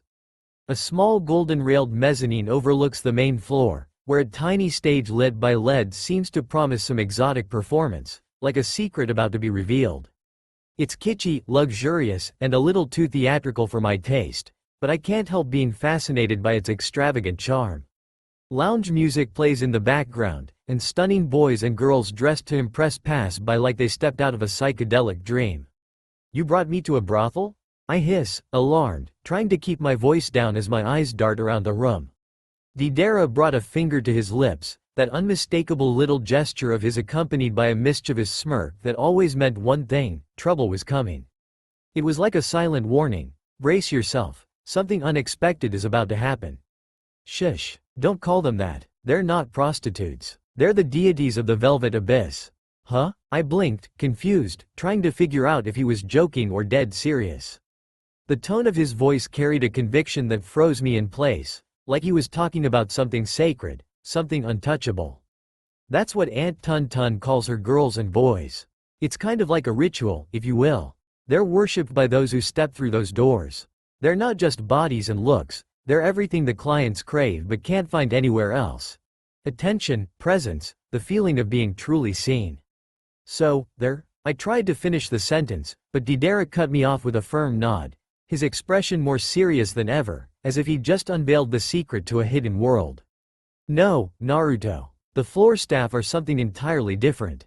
They're like actors on an intimate stage. They sit with the clients, listen to them, spoil them with words and affection, make them feel like they're the center of the universe. But no touching, no compromises. It's an art, not a transaction. You're telling me people pay just to be listened to? I asked, genuinely surprised. Coming from the fast, flashy chaos of Miami, it sounded bizarre. And yet, there was something deeply human buried in that strangeness. "Welcome to Japan, little brother." He turned to me with that sly smile I'd known all my life. "Here, loneliness is a thriving business. Some people work 15, 16 hours a day and don't have time for so much as a coffee with someone who'll ask how they're doing. So they come here, for a moment of warmth, to feel seen, to remember they exist." As he spoke, a tall guy approached us silently. Messy orange hair, icy eyes that scanned every detail with surgical precision. He had an earpiece in one ear and stood like a pro, calm, imposing, the kind of presence that demanded respect without saying a word. Deidara greeted him with a casual nod and exchanged a few quiet, familiar words. Then we made our way to the bar and settled onto two tall stools. The place wrapped around us like a whisper. Dim lights, sweet incense laced with spicier undertones, and a slow, hypnotic soundtrack humming in the background. Then, from the back of the club, a figure emerged that pulled every gaze in the room. She was slender, but her presence was magnetic. Her amber skin glowed in the low light, and her long blonde hair, tied into two low pigtails, swayed like golden flames across her shoulders. Her pale eyes were almost hypnotic, and her outfit looked like it defied physics. A sheer black mesh over a slim band of fabric, boldly hugging every curve like it was a kind of armor, making her look untouchable. Every step she took was deliberate, like her movements were composing the Velvet Abyss soundtrack in real time. "Dei-chan," she called out, arms outstretched toward Deidara, her smile lighting up the room like a beacon. "Aunt Tunton," he replied, his enthusiasm genuine as they embraced with a warmth that felt anything but fake. They started talking right away, quick words full of meaning I didn't fully catch but that carried a weight of shared history, something unspoken stretching between past and present. Then Aunt Tunton turned her gaze on me, and it felt like a spotlight had been switched on just for my benefit. Her eyes studied me, not with the curiosity of someone trying to understand, but with the intensity of someone peeling back layers. Her expression held amusement, curiosity, and the faintest edge of mischief. "And who's this tasty little thing you've brought me?" "My baby brother, Naruto. He's the reason we're here today." She walked over, every movement balanced and graceful as if the room itself swayed with her steps, and leaned against the bar in front of me. Her eyes never left mine. It felt like she was reading every thought I'd ever had. Era, what's an angel like you doing in a place like this? I'd like to know that myself." I stammered, trying to keep it together, but every word came out too fast, like my mouth was running on autopilot. Deidara jumped in quickly, explaining everything: how I'd just arrived in the city, how I'd studied in Miami, how my resume was impressive but the pay sucked. She listened without once looking away from me. Every motion of hers was precise, calculated, and her gaze was too deep to be simple curiosity. It was like watching an artist examine a rare sculpture, picking apart every nuance in absolute silence. I see. Do you have a spot for him? With a smile that almost seemed to glow under the bar's warm lights, Aunt Tunton still hadn't looked away. I didn't feel invaded, it was more like being evaluated gently, like a marble statue waiting to be shaped. And then, with a laugh that carried the poise of a queen, she said, with that cherub face and those anime hero looks? Of course. Saying no would be madness. Her voice was sweet, but beneath it was a calm certainty, a power that made me feel smaller and oddly fascinated at the same time. My eyes widened. That smile of hers felt like a promise. I just didn't know whether it was a good one or not. And then it hit me. She was sizing me up, like a rare bottle of wine meant for the spotlight. My stomach twisted into a knot, some blurry cocktail of fear and curiosity. Wait a minute, I blurted out louder than I meant to, shooting a sharp glance at Deidara. You brought me here to sell me off? Naruto, it's not as dramatic as it sounds. His voice softened instantly, soothing, like a warm blanket trying to ease the blow. But I couldn't shake the feeling that this was bigger than I was ready for.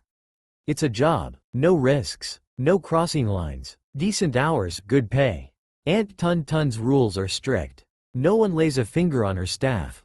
With a fixed monthly salary and drink commissions, you'd earn twice what you're making at your internship, Aunt Tuntun added, her elegant English ringing with irrefutable truth.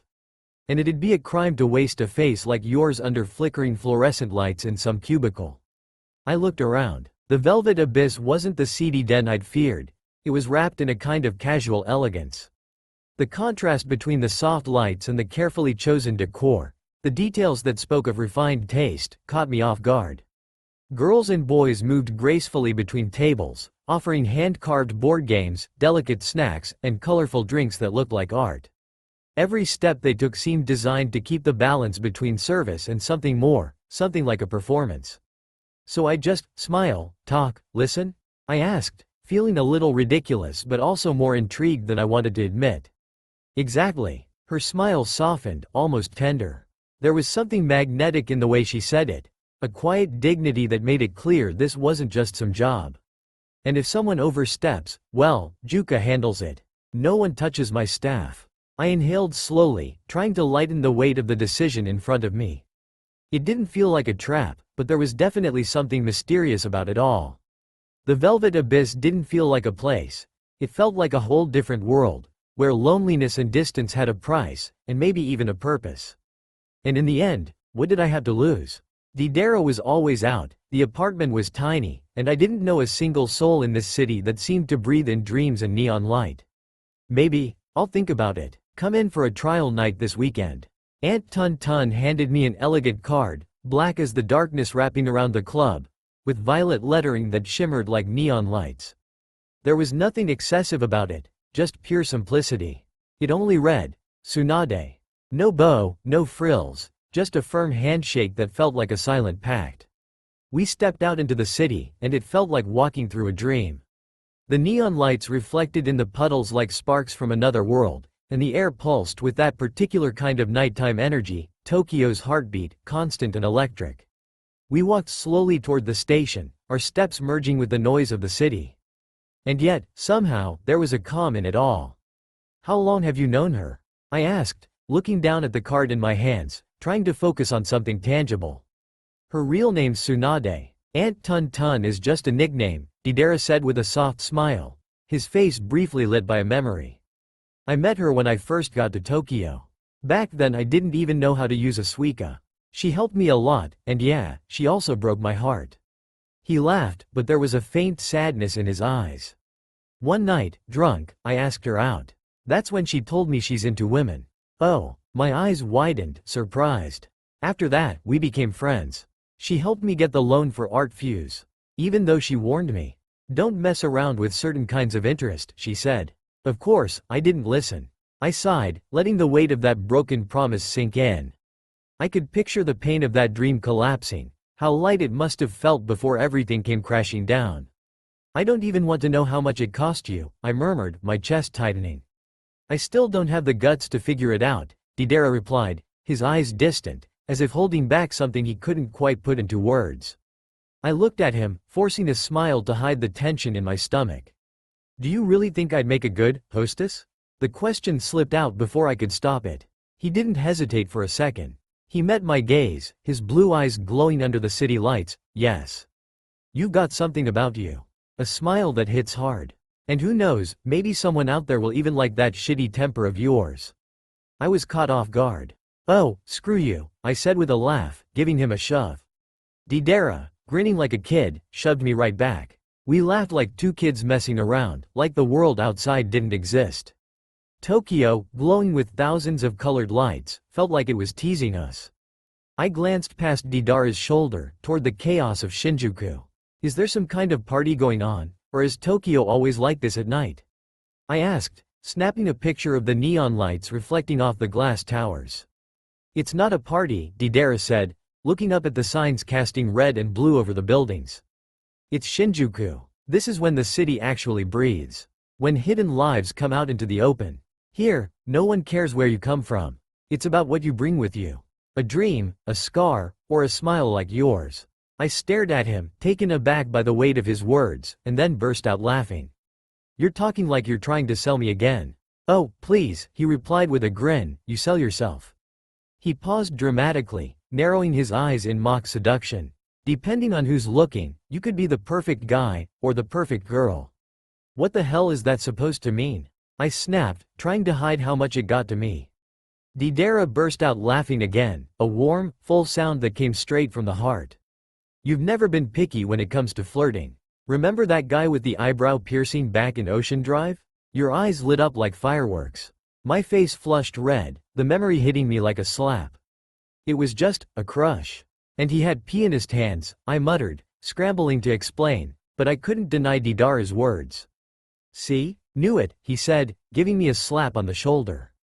"Tokyo's gonna love you. That way you've got of charming everyone. There's nothing to explain, just shine. Under these lights." He stopped for a second, like he was reaching for something invisible, then looked up at the buildings soaked in neon. "Welcome, under the lights of Shinjuku," he murmured, like a silent prayer whispered to the city. I was speechless, taking in the view that stretched out in front of me. "Wow," I breathed, eyes wide. The neon shimmered in my vision, a kaleidoscope of color. Maybe it's even more beautiful at night than during the day." Deidara smiled, looking out over the city with that expression of someone who knows it all too well. "It always is, Naruto. Night is when Tokyo shows you its real face. The velvet abyss. No one will ever know. I won't tell my parents, or the few people who have a secure place in my heart. Not because I'm doing anything wrong, because I'm not, Datbeo, but because some experiences can't be shared without being trivialized, misunderstood, or, worse, judged through the usual foggy lens of morality. Everyone thinks I came to Japan to pursue a career in a prestigious graphic company. No one would expect that, in the meantime, I've agreed to work in a nightclub with an ambiguous name and dim lights, immersed in an atmosphere that feels like it's straight out of a feverish dream. I tried to say no. I swear. But that place has something that caught me from the very first moment. The Velvet Abyss isn't just a club. It's a parallel world, suspended between reality and hallucination. A place where time stretches, boundaries blur, and people seem to transform, wearing silk masks and slow smiles like caresses. Every corner of the venue whispers something, and the air is steeped in a decadent elegance that seeps into your skin like an overpowering scent. It's like stepping into an analog photograph, a still from an era you've never lived but, for some reason, seems strangely familiar. And then there was Deidara. He gave me no escape. "It's safe, Naruto. And well paid. You'll only need a little charm and a willingness to listen." His words were light, but behind his voice, there was a shadow of concern he couldn't mask. "I know my brother. If he proposed this to me, it's because he knew we didn't have many alternatives." In the end, I gave in. Just one trial night, nothing more. If something went wrong, if I felt out of place or dirty, I could always leave. Close that golden door behind me and forget everything. But if it works out, I could pay my rent, help Deidara with his debts, and maybe, who knows, earn the time I need to get noticed at Uchiha Corp. It's just a compromise, I told myself. A secret passage, a hidden alley on the map of my life. Sure, agreeing was easy. The problem came right after. In my suitcase, there was absolutely nothing suitable for a place like the Velvet Abyss. Faded t-shirts, oversized hoodies, ripped jeans. All stuff for a Miami college student with bare feet and his head in the clouds, not exactly for a waiter in an exclusive club. So, I did the only thing I could. I took the savings I kept hidden in the inner pocket of my backpack and rushed to Shibuya, like I was running away from something. I still remember the smell of the automatic store when the door closed behind me. New plastic, synthetic fabric, and that faint metallic scent of air conditioning and neon lights. Another world, too. The clerk looked me over from behind her glasses with a sharp smile, mixing curiosity and sarcasm. She seemed to enjoy watching me fumble through clothes I had never even thought of wearing. But I pretended not to notice. At the cashier, I presented myself with a transparent fishnet t-shirt, black shorts that left little to the imagination, and crimson eyeliner that I ended up with almost as a joke. The clerk stifled a laugh but said nothing. I mumbled something in English, handing her the cash with trembling hands, hoping she wouldn't notice the flush creeping up my ears. It was surreal, but I had made my choice. And now, here I am, hidden among the golden folds of twilight, with my heart pounding faster with every step I take on the club's shiny floor. The Velvet Abyss isn't just a venue, it's a sensual choreography that repeats itself every night with mechanical precision. The music vibrates beneath my feet, glasses shine like little diamonds, and conversations chase each other like whispers in a secret language. My new outfit wraps around me like a second skin still to be understood. I feel exposed, but also alive. Like for the first time, someone is really seeing who I am, not just who I pretend to be. Aunt Tunton eyes me with experienced eyes, her arms crossed and an air of someone who's seen it all but is always ready to be surprised. Under the amber lights, her gaze is sharp but not hostile, rather curious. "You're a knockout," Aunt Tunton finally murmurs, a hint of smug satisfaction lighting up her eyes like a secret reflection. Her lips curl into a half smirk, as she sizes me up from head to toe with the trained eye of someone who's seen decades of fresh faces parading across this glittering stage. "But you're as stiff as a skewer." I feel the warmth creeping up my cheeks. I lower my gaze a bit, my hands instinctively clenching behind my back, as if trying to stop myself from doing something stupid. "Sorry," I mutter, trying not to meet her razor-sharp gaze. "It's just, I feel a little under pressure, Datbeo." She raises a perfectly plucked and defined eyebrow, a tiny smile escaping her lips, glowing under the warm light of the chandelier. "Don't worry," she says, her tone unexpectedly soft, like a caress on a cheek after a slap. "For tonight, you're just here to help. You won't be left alone at any table until I'm sure you can handle it with class, and without doing anything stupid." I nod slowly, though part of me just wants to run away and hide under the covers, maybe with a tub of ice cream and a marathon of anime. "Okay, so what exactly should I do?" I ask, crossing my arms with a skeptical air. The bass rumbles through the floors like a beating heart, and the warm light from the spotlights dances across the mirrored walls of the place, reflecting 1,000 slightly distorted versions of myself. Aunt Tunton tilts her head slightly, with that disarming elegance that seems more suited to an old-time film than a flesh and blood woman. Her eyebrow lifts again, like a regal question mark, as she gestures vaguely with her hand, nails painted ruby red, long and sharp as claws, sparkling under the golden light. She looks like a queen sitting on the throne of her little nocturnal kingdom, a world made of velvet, intense perfumes, and ambiguous smiles.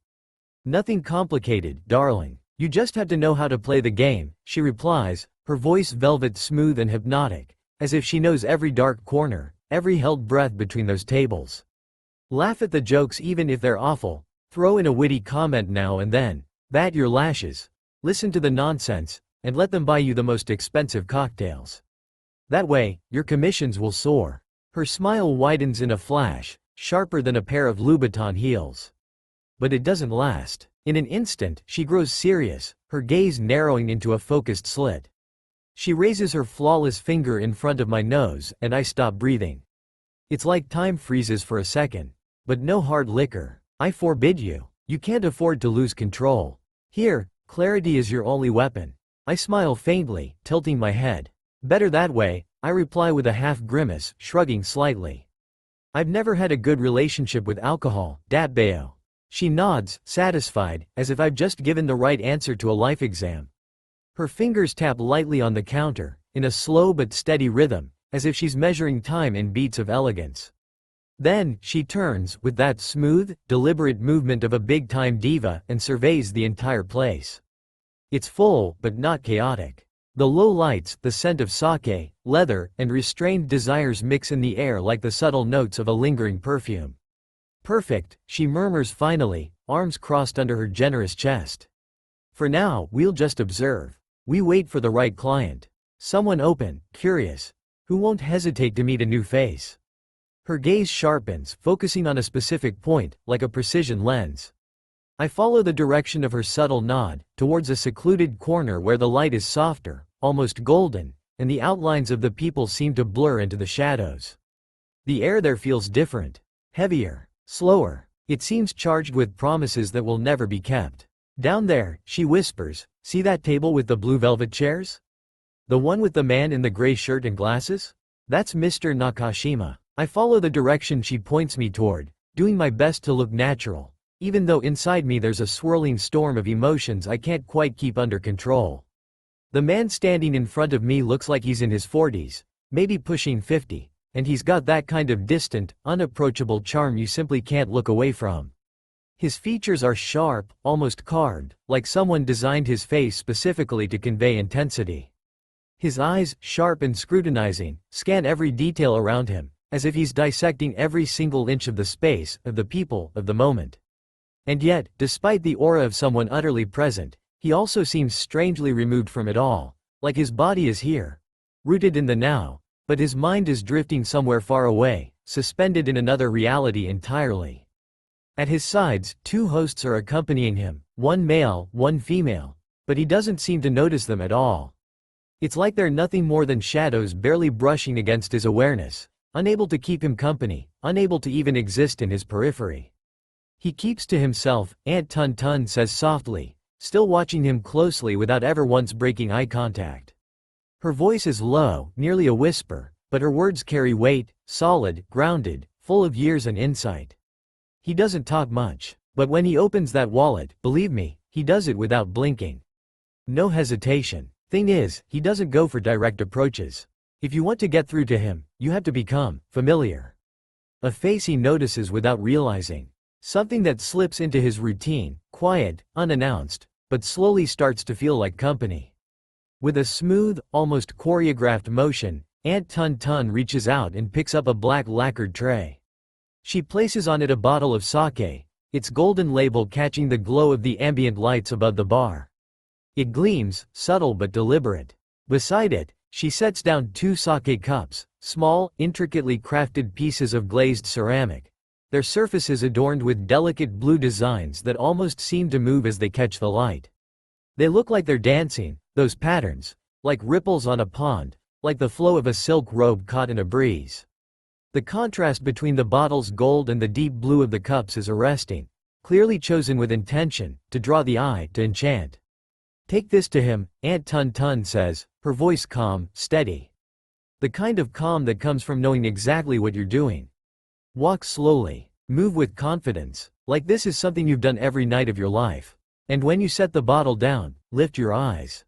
Just a little. Meet his gaze, but make it seem like a coincidence, like you didn't mean to. As if your glance just happened to land there, casually. Like you didn't want to, but of course, you did. You mean, like by mistake? I ask, biting the corner of my lip. I try to sound casual, try to act like I know what I'm doing, but the nerves still bleed through. Exactly, she replies, and this time her lips part in a real smile. Not just polite or performative, this one reaches her eyes. It spreads slow and warm, until her whole expression feels like a secret shared between co-conspirators. That innocent little look you get when you forget your keys and you show up at the door with that pouty face. That works every single time.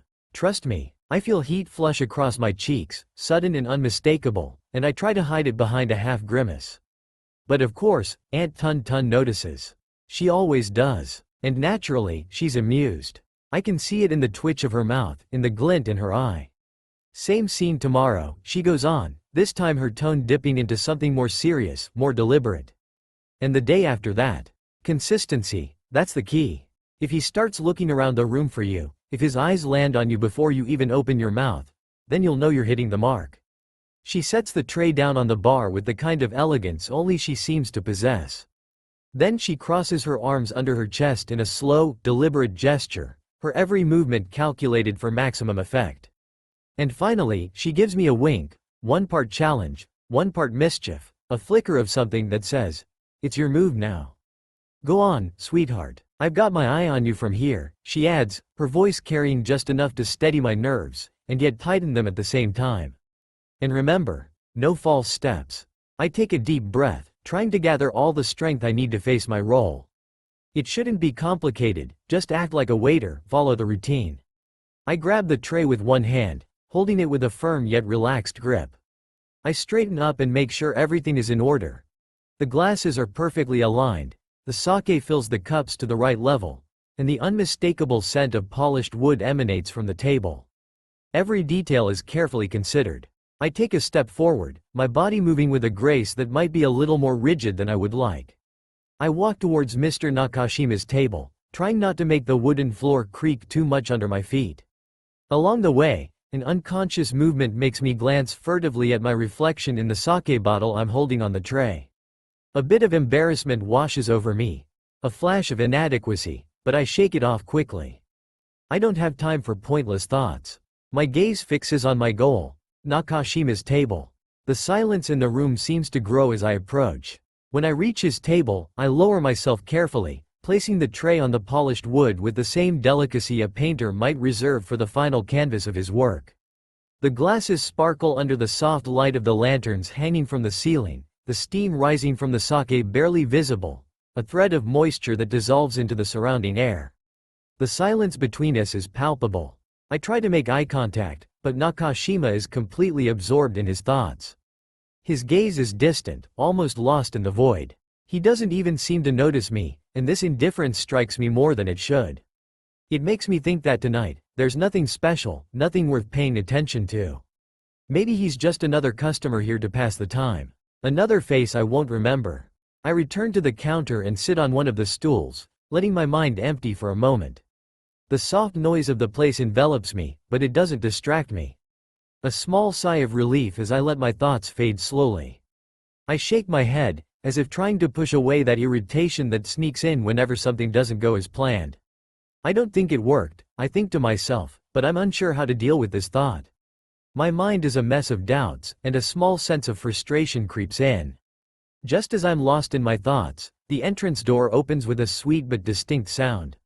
The atmosphere changes immediately, as if the room adjusts to the new arrival. A man in his 70s enters with a determined step, but without haste. His graying hair, long and tied in a low ponytail, moves gently behind him, while his face, marked by wrinkles, tells stories of a time long past. But the expression he carries is surprisingly gentle, almost peaceful, and his subtle smile promises light conversation, with no pretensions.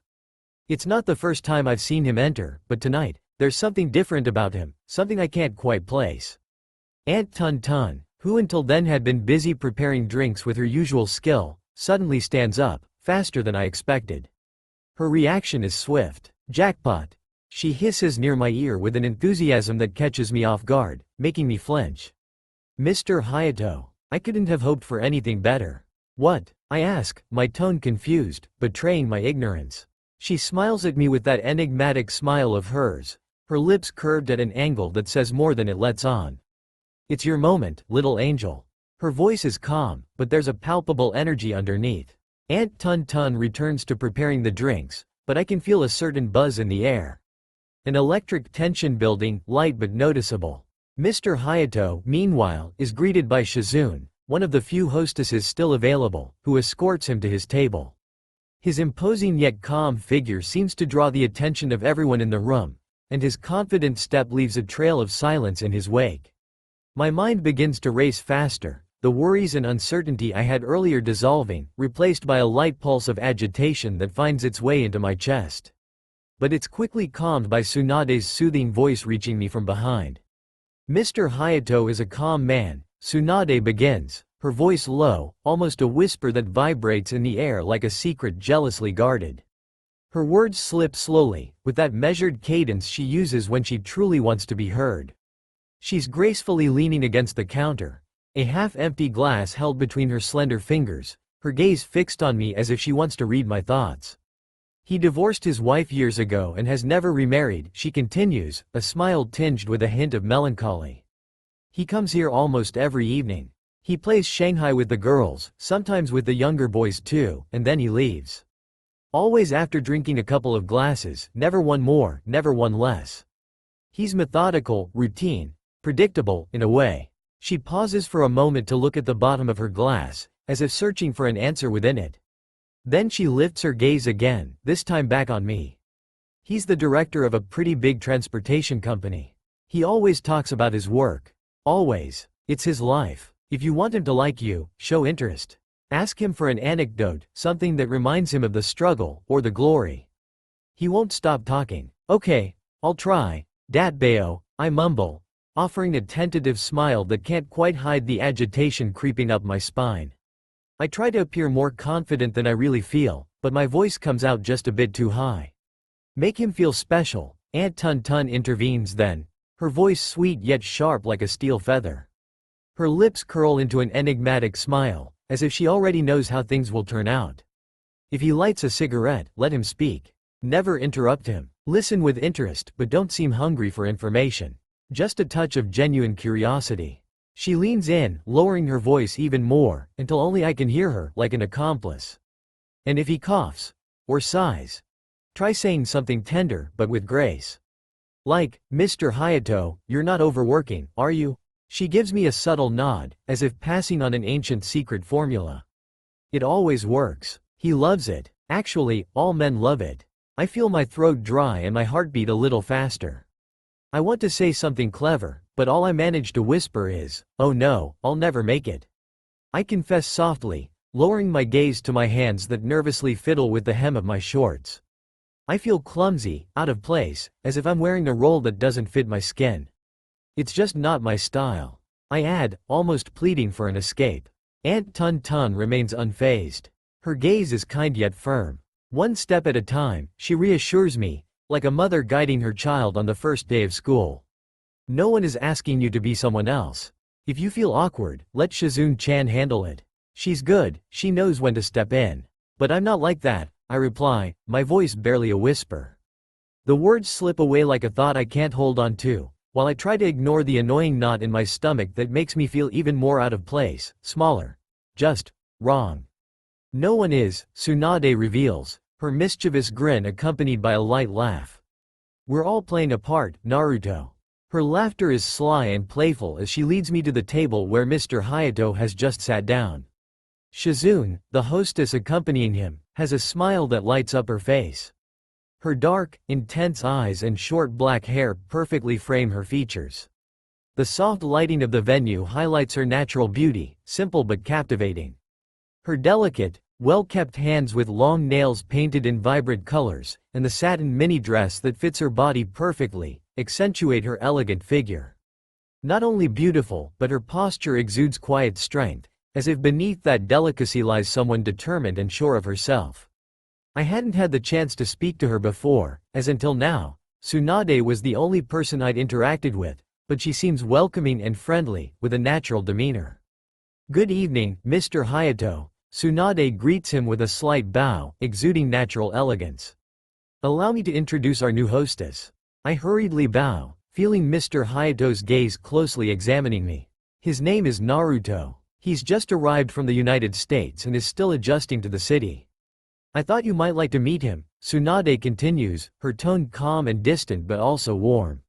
Mr. Hayato seems surprised, but his smile is warm, like a father looking at his child. He scans me from head to toe, his gaze protective yet curious.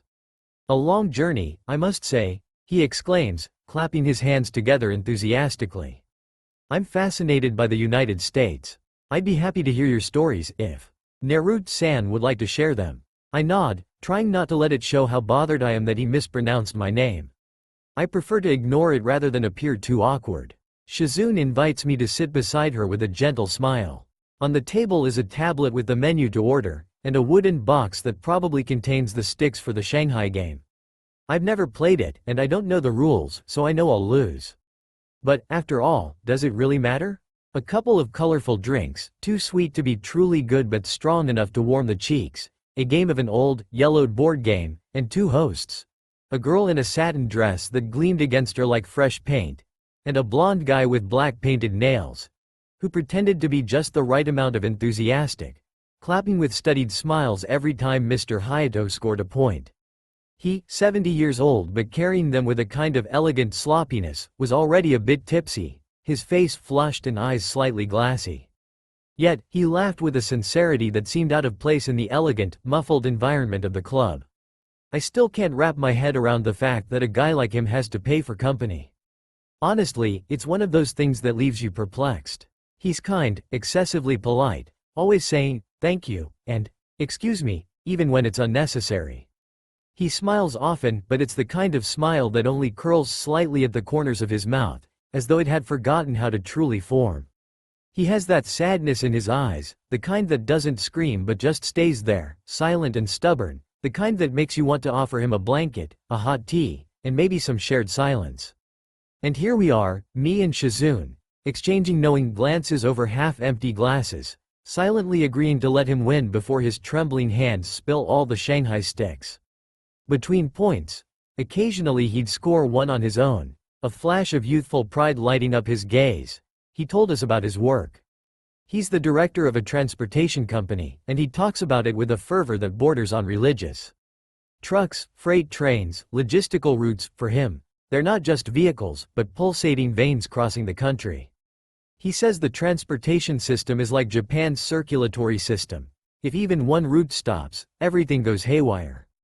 It's like a heart that loses a beat, he said, in a slow, low voice. At one point, he grew serious, and with his gaze fixed on the bottom of his glass, he confided that there's nothing more poetic than a convoy leaving at dawn. He really said, poetic. The engine vibrating, the lights cutting through the fog, the tracks creaking as the sun barely touches the wet asphalt. Apparently, every night before going to bed, he personally checks at least one delivery report. He says it's his way of closing the day, as if that sheet full of numbers and schedules is some sort of love letter. And maybe, for him, it really is. Then he looked at me and asked about my city. Anything, he said in a low, almost pleading voice. So, almost at random, I told him about that time when Deidara and I went to eat at this place that only does spicy hot dogs. The real kind, the ones that burn your mouth and make you cry, but you can't stop eating them anyway. Miami Spice, they call them. Mr. Hayato started laughing softly, then louder and louder, until he had to lean back in his chair to avoid spilling his drink. And when I told him that Deidara, with his usual overinflated pride, challenged the chef to eat 5 in a row, and then spent 2 whole days drinking only cold milk and shouting, "Art is pain." With swollen lips and teary eyes, he laughed so hard that tears formed. A real laugh, full and deep, with his head thrown back and his chest shaking. It felt like he could really see us, there, on that hot evening under the neon signs, amid the sweat, smoke, and muffled laughter.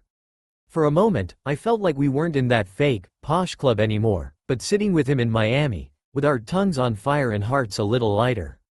He left drunk and happy, his cheeks flushed as if burning from the sake's heat, and his hands still trembling a little, as though he couldn't quite reconcile with the strange happiness that had taken over him. He stood up from the table with a goofy grin, bowing in an exaggerated way. He thanked us with a grand gesture of his head, almost theatrical, as though saying goodbye forever, and for a moment, I felt like I was in a foreign film. He bade Shizune farewell with a tender phrase, one of those that warms your heart, almost whispered, as though confiding something intimate. "Your voice reminded me of something. A song, maybe." Then, in one of those strange and affectionate displays of appreciation that only he could express, he flashed a smile at Aunt Tunton, calling her the queen of this temple.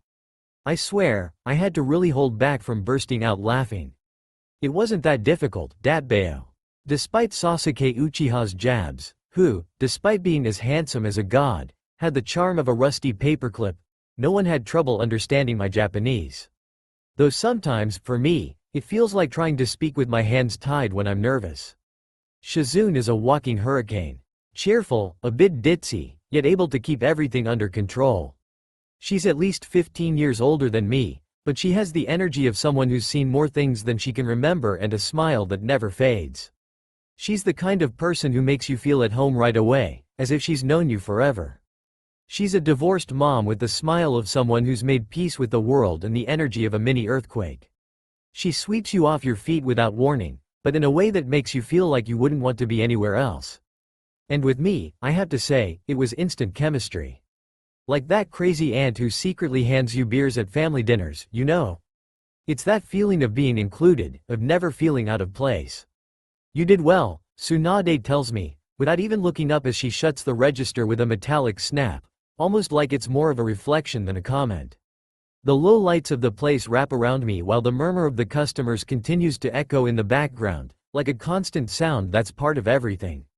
Like the night was always this way. Well, I didn't do anything special, I reply with a shrug, trying to play it modest, but deep down I feel a kind of satisfaction I can't fully suppress. I run my hand through my hair, which, with all the humidity in Tokyo, now looks like soggy spaghetti. I feel like I could slink away from the situation, but the day's tiredness hits me and makes my shoulders sag. I stretch lazily while Tsunade watches me with that dangerous expression she always gets when she's about to tell me something she already knows, but that I won't like. Still, he liked you, she murmurs, raising an eyebrow just slightly. That gesture always has something unsettling about it. It's the universal sign that Tsunade is scheming something. Something I can't decipher in advance. That shrewd, calculating look, that flash of ambiguous complicity in her honey-colored eyes, puts me more on edge than anything else. It's like she's already predicted the next move in a chess game I didn't even know I was playing. The tone she uses, light yet cutting at the same time, says it all. She knows something I don't yet, and she's enjoying keeping me on edge. Then, with a distracted shrug of her shoulders, she flashes a half-smile. One of those that makes you think there's a far more elaborate plan going on than she's letting on. Like it's nothing, she casually says, "He left you a little extra." I freeze. "Oh, really?" I say nonchalantly, but a small burst of satisfaction shoots up inside me like a spring coiling. I try not to give myself away, to keep control, or at least I try. It's a matter of principle. Of style. My calm, Naruto style, datbeo. I give a small smile, half confused, the kind I give when I'm not exactly sure how I should be feeling. I try to look cool. Yeah, cool. Even though deep down I haven't got a clue what I'm saying. But hey, who cares? Cool, datbeo. At least it sounds good. Meanwhile, Tsunade bends down without much grace to tie up 2 big black trash bags. Her hands grab the ties decisively, pulling hard until I hear that unmistakable sound. The wet, squelchy rustle of plastic stretching and sliding, a slimy sound that sends a shiver down my spine. It's one of those sounds that makes my skin crawl, like nails on a chalkboard or a fake kiss in American school dramas. I hate them. I hate them with all my soul. Almost as much as I hate those awkward moments when I don't know where to put my hands. Hey, wait a second. I burst out, my voice a little too loud to be truly outraged, but loud enough to express my displeasure. I look at her with an expression that, I hope, clearly communicates the gravity of the situation. An official protest, signed by Naruto Uzumaki himself. Or at least I try. It's not easy to look authoritative when you're staring at 2 trash bags the size of you. She sighs. "Sorry, Angel," she says with a tone that's half scolding and half mocking. And the way she arches her lips, there's something theatrical about it, like she's delivering a well-rehearsed line. If it were up to me, I wouldn't ask you, but everyone helps with the trash once a week. No special treatment, not even for poster boy looks. Shot down and sunk. Poster boy looks. How much I hate that term. And how much I hate even more that she's right. I can't wriggle out of it, not with charm, not with cheek. I'm screwed. Tisk. Fine, but at least give me some gloves, datbeo. I grumble, slumping my shoulders as I mentally prepare for the worst. My pride deflates like a popped balloon. One day, you're ready to conquer the world, and the next, you're stuck fighting with a stinky trash bag.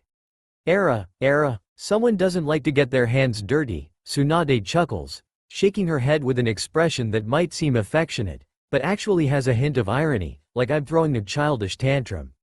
Then, with a quick and decisive move, she grabs one of the bags, leaving me with the other 2.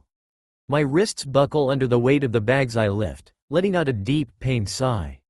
We head toward the side door of the place, a narrow passage that feels more like something out of a horror movie than a street in Tokyo. The rusty, creaky door opens with an annoying screech, making the entire alley seem like a scene straight out of an old slasher film. It's the kind of alley you'd only take if you had no other choice, and yet, here I am, forced to walk down it. Outside, the air smells of rancid oil, a mixture of wet cement and the city, which seems to be in a deep, heavy sleep, almost as if the neighborhood has been forgotten by the world. The alley is dark, narrow, and tightens further ahead in a bend that makes it even more eerie.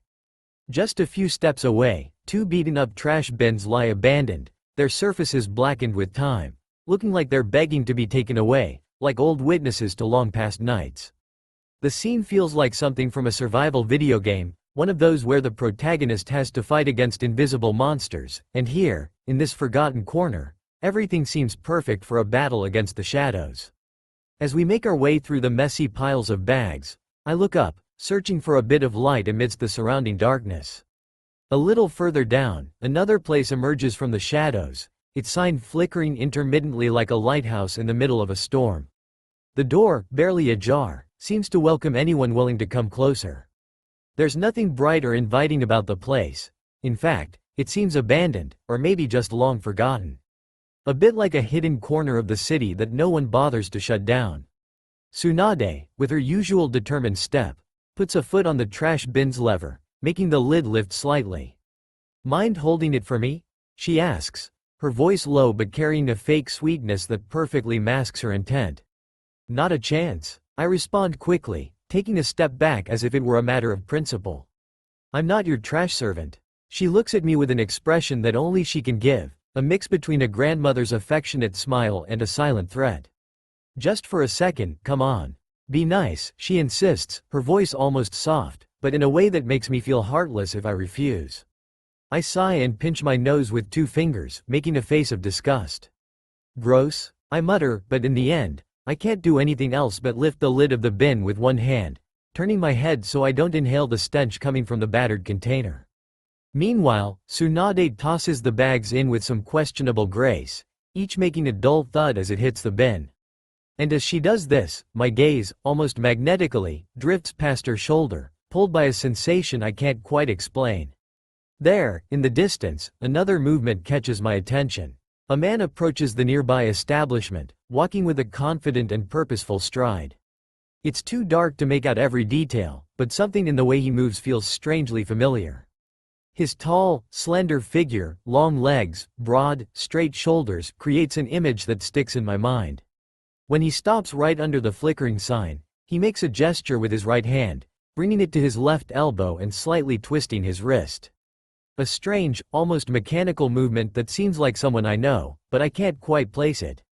Where have I seen him before? Tsunade, in the meantime, throws the last bag into the bin with a sharp thud, and finally, I can drop the stinky lid I've been holding open for too long. I walk up to her, but my eyes are still fixed on that little place in the distance, a strange unease tightening in my chest. "Hey, Aunt Tunton?" I call out, trying to mask my interest with a more cheerful tone. "What kind of place is that?" The words slip out without thinking, but something inside me tells me that this question might bring more answers than I want. "That?" Tsunade repeats, following my gaze. In an instant, her face changes expression, becoming suddenly serious, as if she's just seen something disturbing. "Don't ever set foot in there, Naruto." "Huh? Why?" I ask, but deep down, I already feel a strange premonition. "It's a place for lonely men looking for very personal company," she answers, her tone a mix of disdain and boredom, like she's had to explain it to me 100 times before. "Officially, it's a nighttime wellness center. You know, hot baths, skilled hands, satisfied customers. But the reality is a bit more slimy." I make a disgusted face. Yeah, exactly, she confirms, nodding gravely. "It's not for you. People go there looking for paid cuddles, exciting massages, and other nasty stuff. It's the kind of place you feared you'd find in my club, but with less lighting and more disinfectant." I look down, a knot forming in my stomach. Then, I murmur, almost to myself, "I thought I saw someone I know go in there. Maybe, someone from my office." Tsunade raises an eyebrow, as if she's just heard something curious. Oh, really? She asks, her voice taking on a more intrigued tone. What's the name of the company you work for? Uchiha, I reply, scratching the back of my neck, already regretting having said it. Tsunade freezes. For a moment, her gaze fixes on me, like I just revealed that I work for the emperor. Then, without warning, she bursts out laughing, her laughter echoing in the alley. No way? Really? Don't worry, those Uchiha Corp folks have a reputation for walking 2 inches above the ground to avoid getting their shoes dirty. They'd never come to a place like this. Not even by accident. She shuts the door behind her with a sharp snap, and with a wave, gestures for me to enter the velvet abyss. But stay alert, Blondie. Never mix the two. While you're here, don't talk about the office, and while you're at the office, don't talk about the club. It's the only way to stay afloat. Yeah, sure, got it, Datbeo, I reply, but deep inside, I can already feel a little knot of paranoia forming in my chest, a sense of foreboding I can't ignore. Aunt Tunton and I slip into the employee bathroom, pushing the creaky swinging door just before it closes behind us. The walls are a faded blue, with a few chipped tiles in the corners. The neon light above the mirror flickers intermittently, casting a cold, white glow that feels like it's stolen from a hospital. The effect on the reflection is strange, flickering, as if the image it returns is just a faded version of ourselves. Aunt Tunton adjusts herself in front of the mirror, hands on her hips, while I move closer to the sink.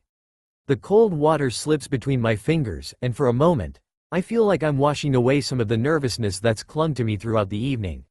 She watches me through the reflection, her mouth curving into a sly half-smile, her eyes gleaming with an ancient sense of complicity.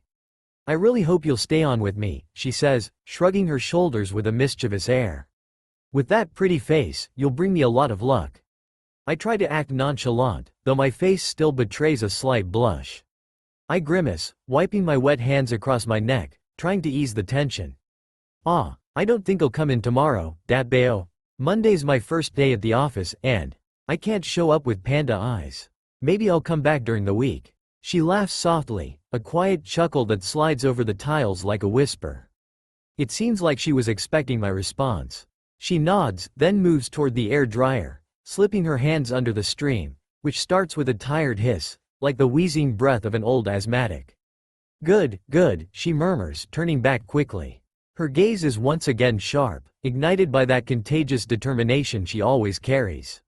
Let's go find you another client. Someone who knows how to appreciate sunny boys like you. As soon as we step out of the bathroom, I see her transform. She moves through the tables with the predatory grace of a hawk, proud posture, vigilant eyes, ready to spot the perfect target. Her heels click on the shiny floor as she scans the room with expert eyes.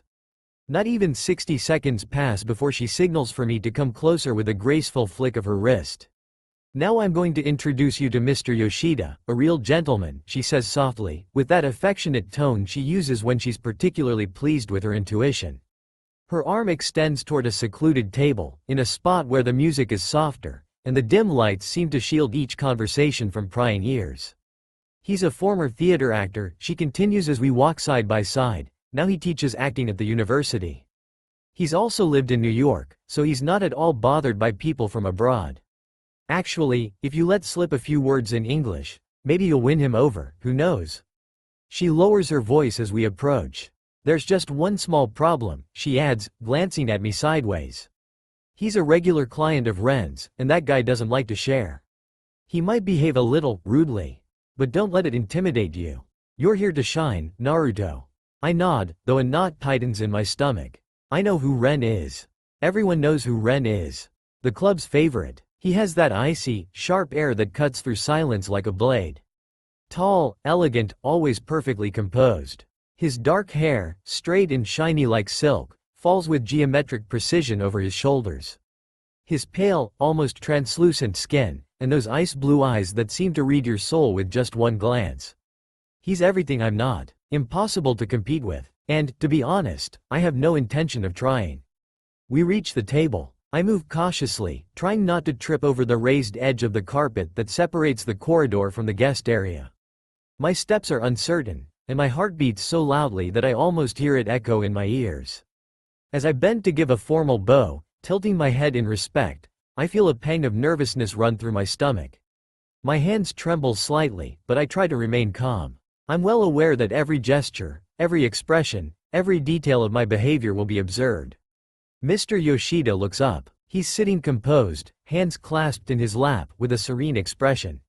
He's probably in his 40s, maybe a little older, but his face still carries a distinguished freshness.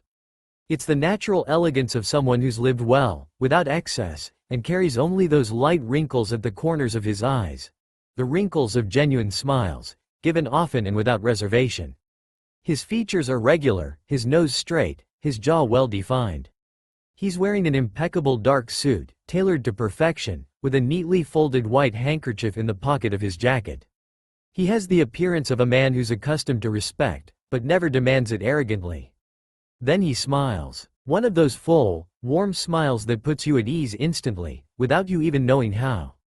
A smile that asks for nothing in return, that welcomes, that lights up. "Good evening, Yoshida-san," Aunt Tunton says, her voice sounding prouder than usual, slightly higher, as if she's showing off something precious. There's a confidence in her, the elegance of a perfect hostess. "I hope to take the opportunity of your visit to introduce you to Naruto. He just arrived from the United States a few days ago." I turn toward Yoshida just as his eyes settle on me. His smile widens, welcoming me as if he already knows me, and his gaze softens, almost affectionate. "He's truly beautiful, the new flower blooming in your garden, Aunt Tunton," he says, his voice calm and velvety, but full of charm. Every word is carefully chosen, spoken with that naturalness only someone with true class can afford. It will be an honor to admire him up close. I feel my cheeks burn. It's inevitable. The embarrassment overwhelms me like a sudden wave, and my heart makes a small leap in my chest, caught by surprise. I move my hair slightly from my forehead, lowering my gaze to hide the blush, and offer a clumsy but sincere nod, hoping I at least seem somewhat worthy of all this. Then I sit next to him, carefully, doing my best not to knock over any glasses or vases. Every movement is measured, but inside, I feel like a kid who's just sat down at the grown-up table. Too bad, though, that right there, sitting at the other end of the table, is Ren. His presence is like a layer of ice along my spine. I sense him before I even see him. When I look up, I find him motionless, leaning against the backrest with studied nonchalance. He says nothing. He doesn't even gesture to greet me. He merely raises his chin slightly, a movement so minimal it almost seems involuntary, as if to say, "I've seen you," but with no intention of truly engaging. He holds a glass between his fingers, his thumb slowly gliding along the rim, his gaze fixed on the liquid that reflects the golden light of the chandelier above us. He doesn't look at me. He doesn't acknowledge me. It's as if I'm invisible, a shadow that passed by without reason. And the message is clear. He doesn't like me. It's as obvious as the sunlight on a cloudless day. No words are needed, no gestures. Just the sharp silence that surrounds him. But, truth be told, the feeling is absolutely mutual. My first weekend in Tokyo was a whirlwind of emotions, lost between the relentless hum of the city and the sudden silence of nostalgia. Every corner of the metropolis seemed to reflect a part of me I still couldn't fully understand. Fighting jet lag felt like battling an invisible enemy. Every time I thought I had regained control, a sudden wave of drowsiness or a burst of adrenaline would knock me down mercilessly. The feeling of being caught between day and night, between dream and reality, made me even question my own existence. The nights were like elusive shadows crawling out from interrupted dreams, thick with unfamiliar noises and an atmosphere that always seemed just out of reach, as though it didn't belong to me. The constant hum of air conditioners on nearby buildings, the muffled chatter rising from the street, the clink of a can rolling on the wet asphalt. These were the sounds of Tokyo that wrapped around me even when I didn't want to hear them. The city breathed, even as I slept, and I, still disoriented, tried to sync my heartbeat with the pulsating rhythm of Tokyo. Then there was the heat, an even more treacherous adversary. Every time I stepped outside, I was engulfed by a wall of humidity so thick it felt almost solid, like a giant steam blanket trapping me. Sweat dripped down my back as soon as I took a few steps, sticking my clothes to me like a suffocating second skin. The heat, too often, seemed to show no mercy. The worst part was the wind, which felt more like the tired sigh of a distracted god trying in vain to offer relief. All it did was shift around the hot air without easing even for a moment that feeling of being trapped in an open-air oven. And yet, despite everything, I gritted my teeth. I'd made a promise to myself, one of those you can't ignore. I wouldn't quit at the first hurdle. Not after coming this far, not after leaving behind an entire life. On Saturday, I set out on a mission to adapt to my new surroundings, a mission that began with something as simple as it was crucial: updating my wardrobe. I realized it the moment I stepped into the city. My American beach style, with messy hair, a wrinkled Hawaiian shirt, and baggy jeans, wouldn't stand a chance under Tokyo's discerning gaze. I found myself reflecting on this reality as I stared at my reflection in the windows of the stores. I looked like I belonged to another life, a life that now seemed like an illusion. So, I slipped into a giant shopping mall, a true labyrinth of escalators, fluorescent lights, and blaring pop music that echoed in my ears like a dizzying symphony. Amid the store windows, I found what I was looking for: simple shirts with a clean cut, light yet elegant fabrics, straight pants, and shoes that didn't look like they came from a skateboard store. All in neutral colors that seemed right to me: gray, dark blue, black. Subtle, neat. In short, another version of myself. When I got home, I continued trying to make sense of the new life I was trying to build. The small room I shared with Deidara was our imperfect refuge. Between Deidara's messy bed and my futon laid out on the floor, I set up a cheap white plastic dresser with transparent drawers, something I had hoped would become our attempted order, our corner of stability amidst the chaos. There wasn't much space for grand dreams, only precarious arrangements and daily compromises. When Deidara saw my work, he let out a loud laugh, one of his ironic yet tender tones that always seemed to downplay any situation.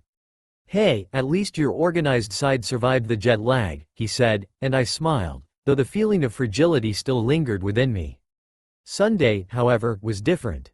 Deidara had another shift as a delivery driver. After the failure of Art Fuse, he had taken a job as a courier, a way to make ends meet, and every day, zipping around Tokyo on his wobbly bike, he delivered ramen, sushi, and onigiri with a punctuality that, knowing him, seemed miraculous. He'd tell me surreal stories about what he saw during his runs: stressed executives, lazy students, men in their underwear opening the door without any shame. "Tokyo is a bomb ready to explode," he'd say with a laugh, "and I'm the fuse, yeah." He'd say it with a tired smile, but still full of an energy that made me think that, despite everything, there was still a spark of hope. Even though I knew he was exhausted. Meanwhile, I was left alone, battling the rising anxiety that silently crept inside me. I dragged myself around the apartment like a castaway, sinking into the futon, stumbling in front of the table, trying to study some Japanese with online videos, but concentration seemed to slip away every time. Every word felt distant, every kanji an impossible riddle to solve. My solitary lunch was a bento bought from the convenience store downstairs: cold rice, fried chicken, and a can of coffee that tasted of tin and despair. The American coffee I used to drink, watered down and burnt, now seemed like nectar from the gods in comparison. The afternoon passed slowly, with the sky turning gray under a blanket of low clouds, as if the city itself was waiting for something. Then, by evening, anxiety started knocking harder. Tomorrow would be the day everything would really begin. I prepared and re-prepared my backpack. Documents, my planner, a new pen. By now, it had become my little superstition. And, of course, my lucky underwear. Orange, with little foxes drawn on them.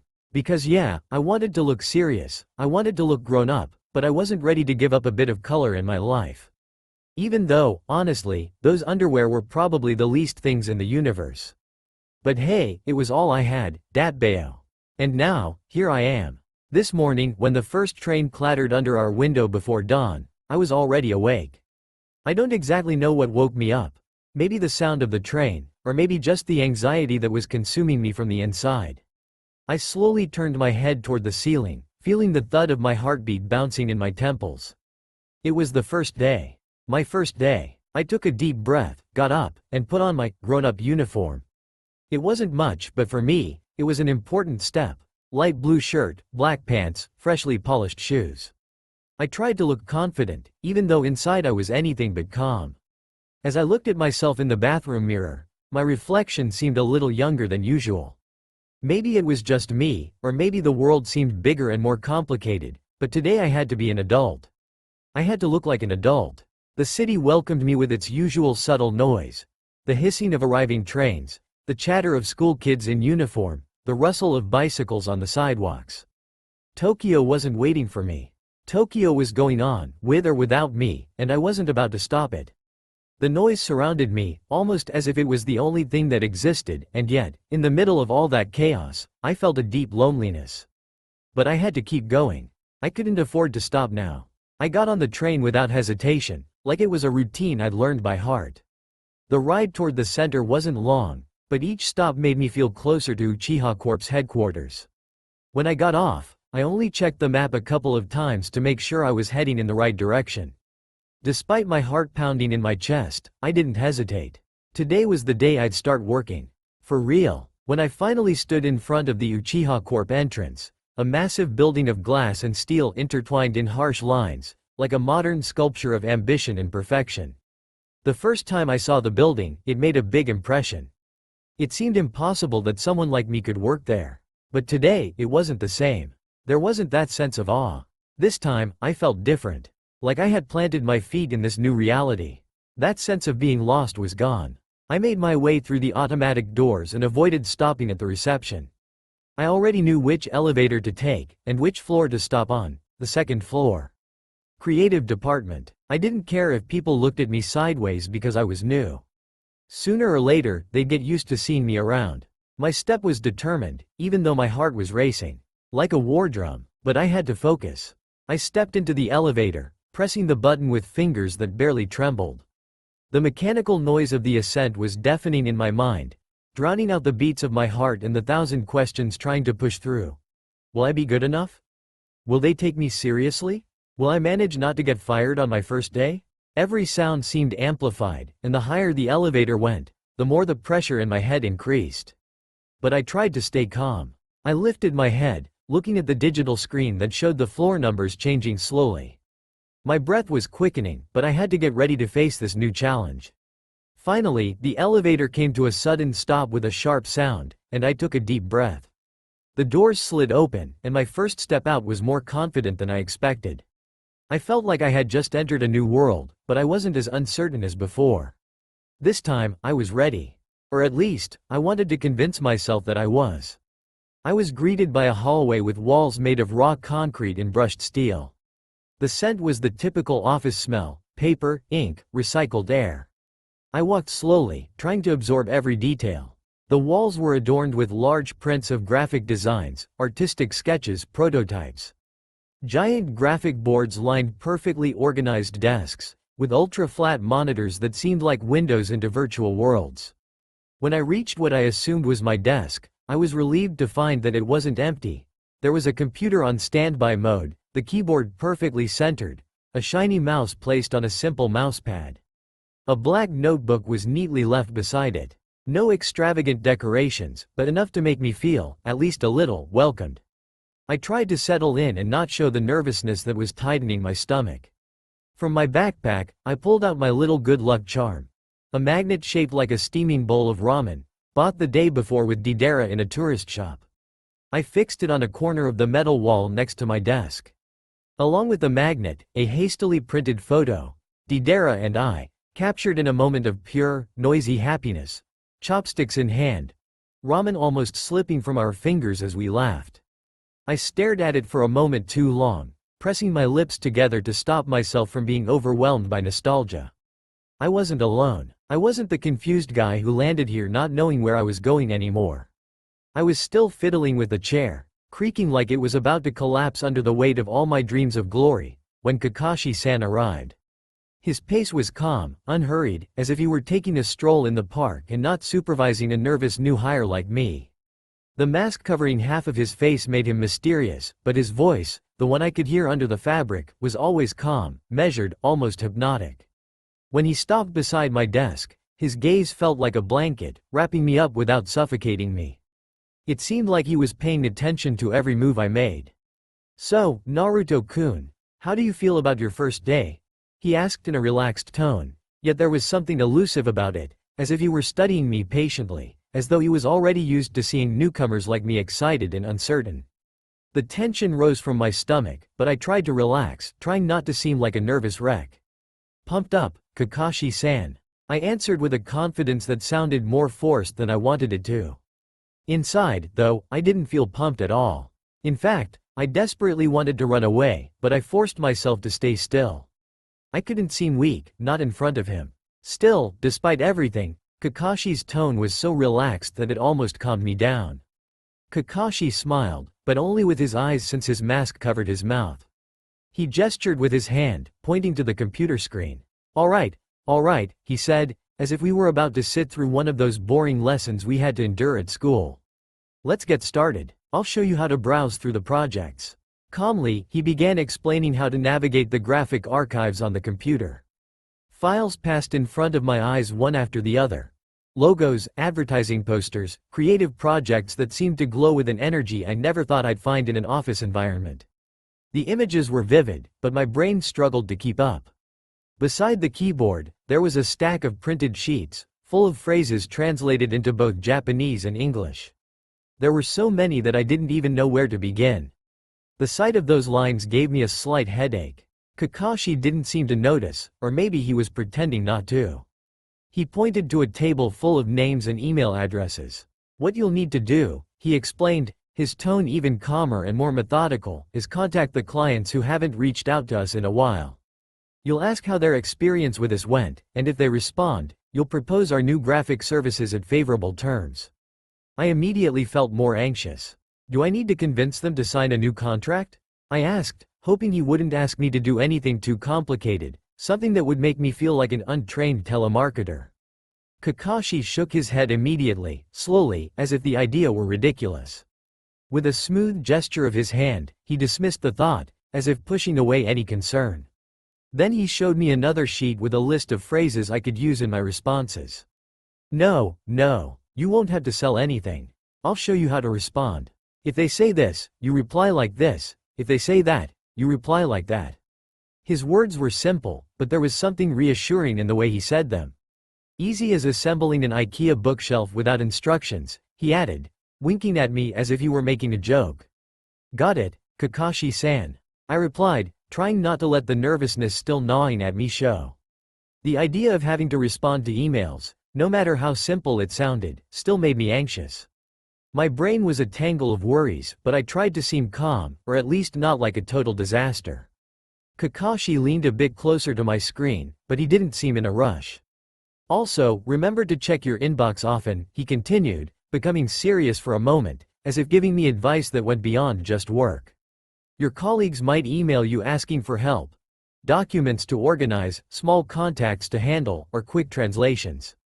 It'll be a good opportunity to settle in, to see how things work around here.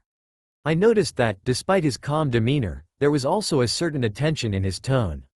It was as if he wanted to make sure I wouldn't be crushed by the office's hectic pace, but rather learn to navigate this new reality with ease.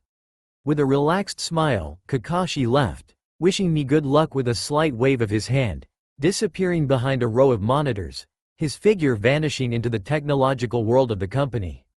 I stayed there, staring at the screen. My mind kept racing, wondering if I could really do this. I didn't even have time to sigh before I heard a voice whispering softly between the cubicle walls, "Coffee and photocopies." I jumped in my seat, the shock of the sudden sound making my head spin. Who the hell just said that? Hey, here. From the wall to my right, a strand of blonde hair peeks out, tied up in a high ponytail, and a sly smile that seems to shine. It's a girl, and her appearance immediately catches my attention. She's dressed impeccably, in an elegant outfit that looks straight out of a fashion magazine. The vibe she gives off is that of someone who knows exactly what she's doing and who she's talking to. Her presence is like a flash of lightning in the middle of a gray day, and her energy seems to instill confidence in every word she says. For a moment, I feel a bit out of place, like I've skipped too many lessons on the right attitude. Ino Yamanaka, she introduces herself, throwing me a mischievous glance, the kind only someone with experience knows how to give. We crossed paths last Friday, but you were probably too panicked to remember. Her voice is sweet, but there's a hint of sarcasm that immediately tells me she's the kind of person who gets straight to the point. I scratch the back of my neck, embarrassed, trying to mask my nervousness with a nervous smile. I feel like I've just been teased without even realizing it. In my head, a sarcastic voice whispers, "Great, Naruto. First day, and they already think you're the office fool." I don't even know what to say, but I try to stay calm, attempting to appear more confident than I feel. With a sigh, I take a step forward, even though my voice trembles slightly as I speak. "Nice to meet you, Ino. I'm Naruto, Datbeo," I say, throwing out a slightly forced smile, desperately trying to seem more confident than I truly feel. Ino laughs, a light chuckle that seems to melt the stiff air of the office. It's a sound that lifts the tension I have inside me. A smile that, though brief, makes me feel like maybe, just maybe, it's not all that bad. She looks at me for a moment, her head tilted slightly, her gaze analytical but not invasive. What I said, though awkward, hadn't bothered her. On the contrary, she seemed amused. "They'll ask you for favors," she says in a low voice, as if sharing a vital secret. Her tone drops an octave, as if it's information that only the rookies need to know. "Mostly coffee and photocopies. That's what they did to me last year when I was an intern." Raising an eyebrow comes naturally. I haven't had time to get a clear idea of the office routine yet, and already I see myself being sucked into some kind of hellish cycle of meaningless requests. But Ino, with her serious tone, has a reassuring quality, an invitation not to take it too personally. "Wow. Sounds like the American dream. Or the Japanese one, I'm not sure," I say, trying to mask my apprehension behind a sarcastic joke. A desperate attempt to lighten the situation and make myself seem less insecure. She laughs again, but this time the sound is fuller, almost contagious, as if she's appreciating my response. Then, without warning, her face turns serious, like she's decided to share advice that only an office veteran could give. "Knock on the wall if you need help. Kakashi-san seems nice, and he is, but if you interrupt him too often, you might see him raise an eyebrow. And I assure you, it's way more intimidating than you think." A shiver runs down my spine, and her warning hits me harder than I'd like to admit. Kakashi is definitely a mysterious type. A man who speaks calmly, but behind that calm, there's something relentless. His niceness almost seems like a trap, and I, deep down, don't feel prepared to handle it. "Got it. No suicide missions, Datbeo," I reply with a nervous smile, trying to seem more at ease, though I really feel like a mouse cornered in a trap. Ino gives me an approving nod, one of those small gestures that indicates recognition, and then, without saying anything else, disappears behind her cubicle, leaving me alone with the familiar sound of keyboards clicking and the low hum of voices on the phone. The silence that follows her departure feels almost heavier. I'm left with the taste of that half conversation. The thought that there's still so much to discover, but it's better not to rush into it. I rest my elbows on the desk, chin in my hands, and stare at the monitor in front of me with a hint of discouragement. My mind is trying to piece together everything I've just been told, but frustration is palpable. Coffee and photocopies. Is that all they expect me to do? I think, tightening my lips into a grimace. Do they really think I can't do anything else? My gaze fixes on the blank screen, as if it were a window offering me an escape. I bet that pompadoured bastard of a president had something to do with this. But I'll show them. No more coffee. I'll blow up their server with my skill. It's a phrase I repeat mentally, like a promise to myself. With a theatrical sigh, I grab the mouse and start navigating through the client files, opening folders, saving names, matching graphic projects with old collaborations to revive. The data scrolls across the screen at a speed that makes me feel almost detached from reality, as if my body is here, but my mind is floating elsewhere, looking for a way to overcome the frustration that's slowly growing. The work is methodical, schematic, without too many surprises, perfect for someone like me who needs to keep their mind busy to avoid the impulse to jump on the first friendly coworker to make friends. The hardest part, I realize, isn't the work itself, but my ability to adapt. I've been immersed for about 10 minutes when a sharp ding makes me jump in my seat. A new message. I open it quickly. Kakashi's words appear on the screen like a rain of verdicts. It's him, with his usual disarming calm. "We need copies of the attached documents and a black coffee, no sugar. In half an hour. Thanks." I lower my shoulders, my arms limp like twigs. My heart does a little jump, but not in a good way.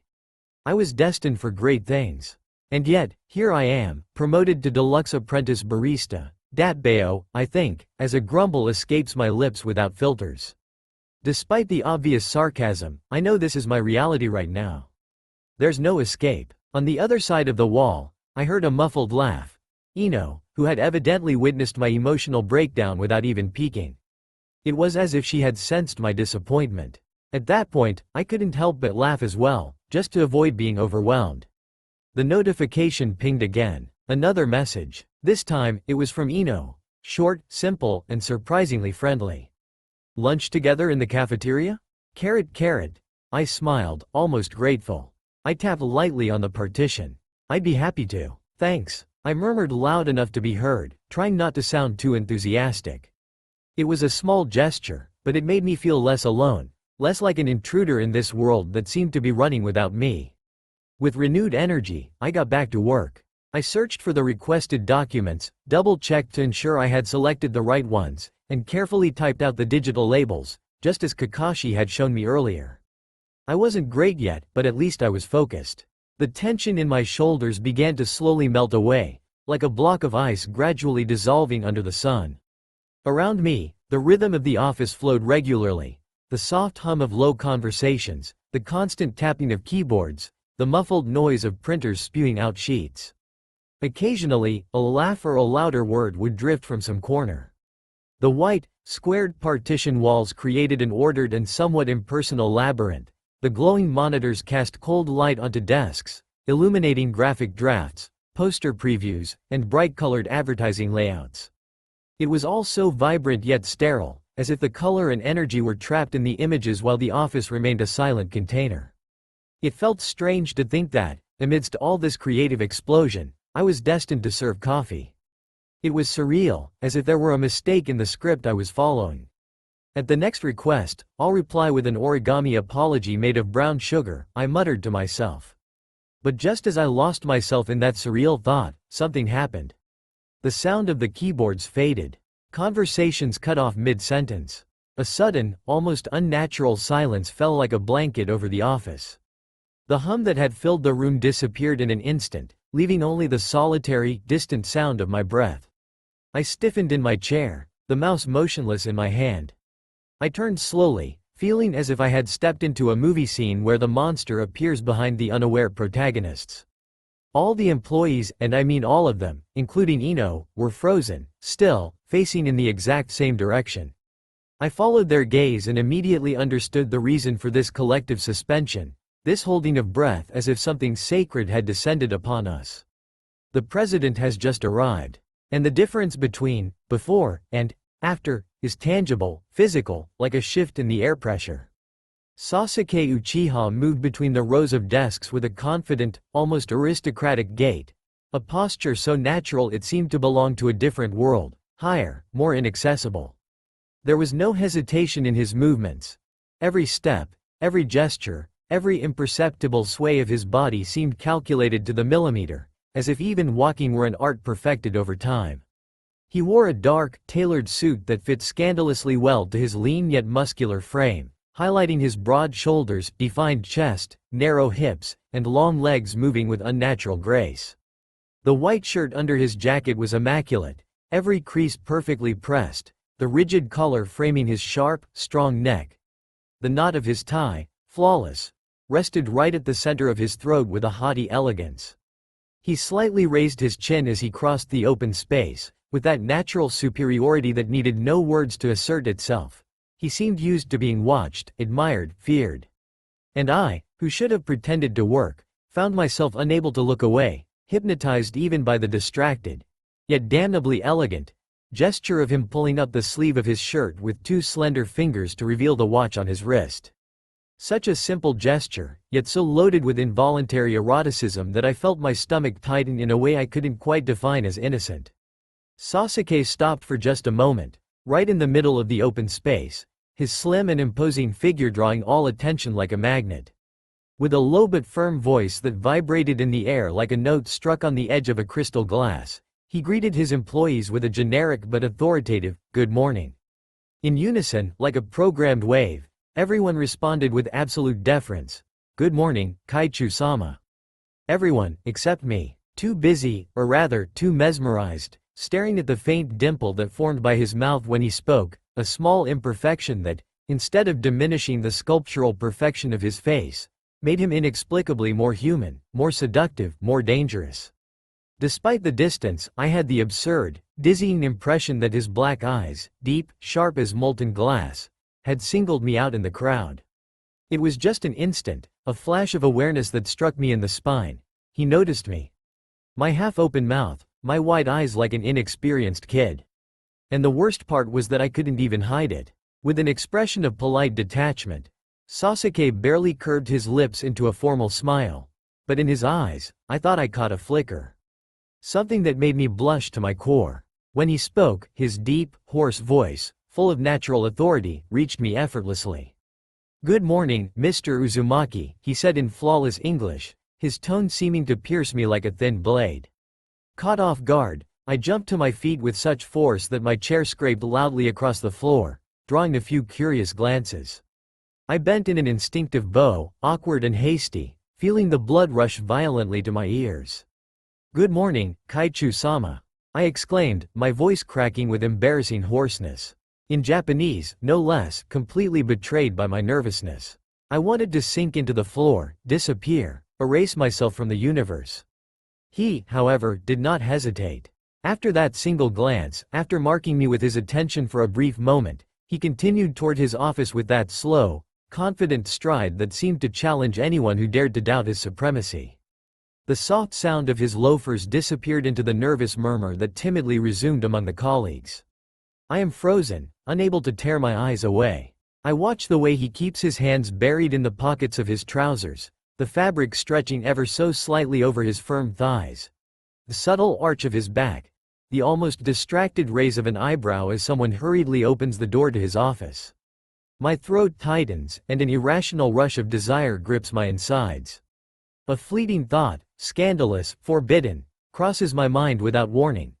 I wonder what it would feel like to have him on top of me, strong, cold, dominant, the rough fabric of his suit scraping against my bare skin as he pins me down with those long, slender hands. I see myself curled beneath him, trembling, while his mouth, that arrogant, perfect mouth, whispers dirty words against my flushed ear. The mere thought sends a shiver crawling up my spine, leaving me breathless. I hurry to push those indecent images away, as if I've just burned myself on something scalding, biting my lip hard enough to almost hurt, forcing my mind to return to more decent tracks. No, what the hell am I thinking? I mentally shout, feeling my heart race like a madman in my chest. He's my boss, dat Bayo. An arrogant bastard who put me in an intern's job, damn him. I try to repeat those thoughts like a mantra, clenching my fists under the desk as I fight the disastrous impulse to look at him again and lose myself in those forbidden fantasies. But I can't shake the thought of that gesture, the possible connection, Saturday night, in that alley. Could it have been him? Isn't that just daydreaming? Ino's shrill voice snaps me back to reality, making me jump. She's leaning forward from her desk with a mischievous smile, her blue eyes sparkling with excitement. "Who?" I stammer, still dazed, my mind struggling to recover from the abyss I had just fallen into. "Our president," Ino exclaims, fluttering her eyelashes theatrically. "Sasuke Uchiha is just perfect." I clear my throat, trying to appear indifferent, even though I know the redness on my cheeks is betraying me in the most disastrous way. "Well, I wouldn't know," I mutter, pretending to adjust some non-existent documents in front of me, carefully avoiding her probing gaze. I can't let her figure out just how deeply, and in what unspeakable way, I had been struck by that cold, magnetic presence. Ino laughs, shaking her head as if she can read me like an open book. "Almost everyone has a crush on the president," she confides in a low voice, almost like it's a forbidden secret. "Too bad he never gives anyone the time of day. Seems like he already has a girlfriend, although no one's ever seen her." I shrug, forcing the gesture as if I don't care, while my heart continues to thump in my ears. If Sasuke Uchiha really has a girlfriend, I doubt he spends his nights in dark alleys, I tell myself, desperately trying to regain some semblance of clarity. Maybe Aunt Tunton was right. Some people, the ones who really live at the top of the world, never truly mix with the dust of the underworld. Good for him, I mumble, more to myself than to Ino, and I turn back toward the monitor with a stiff motion, trying to smother the persistent echo of desire still buzzing around me. The cursor blinks impatiently on the screen, while in my mind, Sasuke's image, the dimples, the gaze, the body towering over me in that forbidden fantasy, remains seared into my mind with scandalous clarity, more real than the world in front of my eyes. That's all for now. If you enjoy, then please like, share and do comments.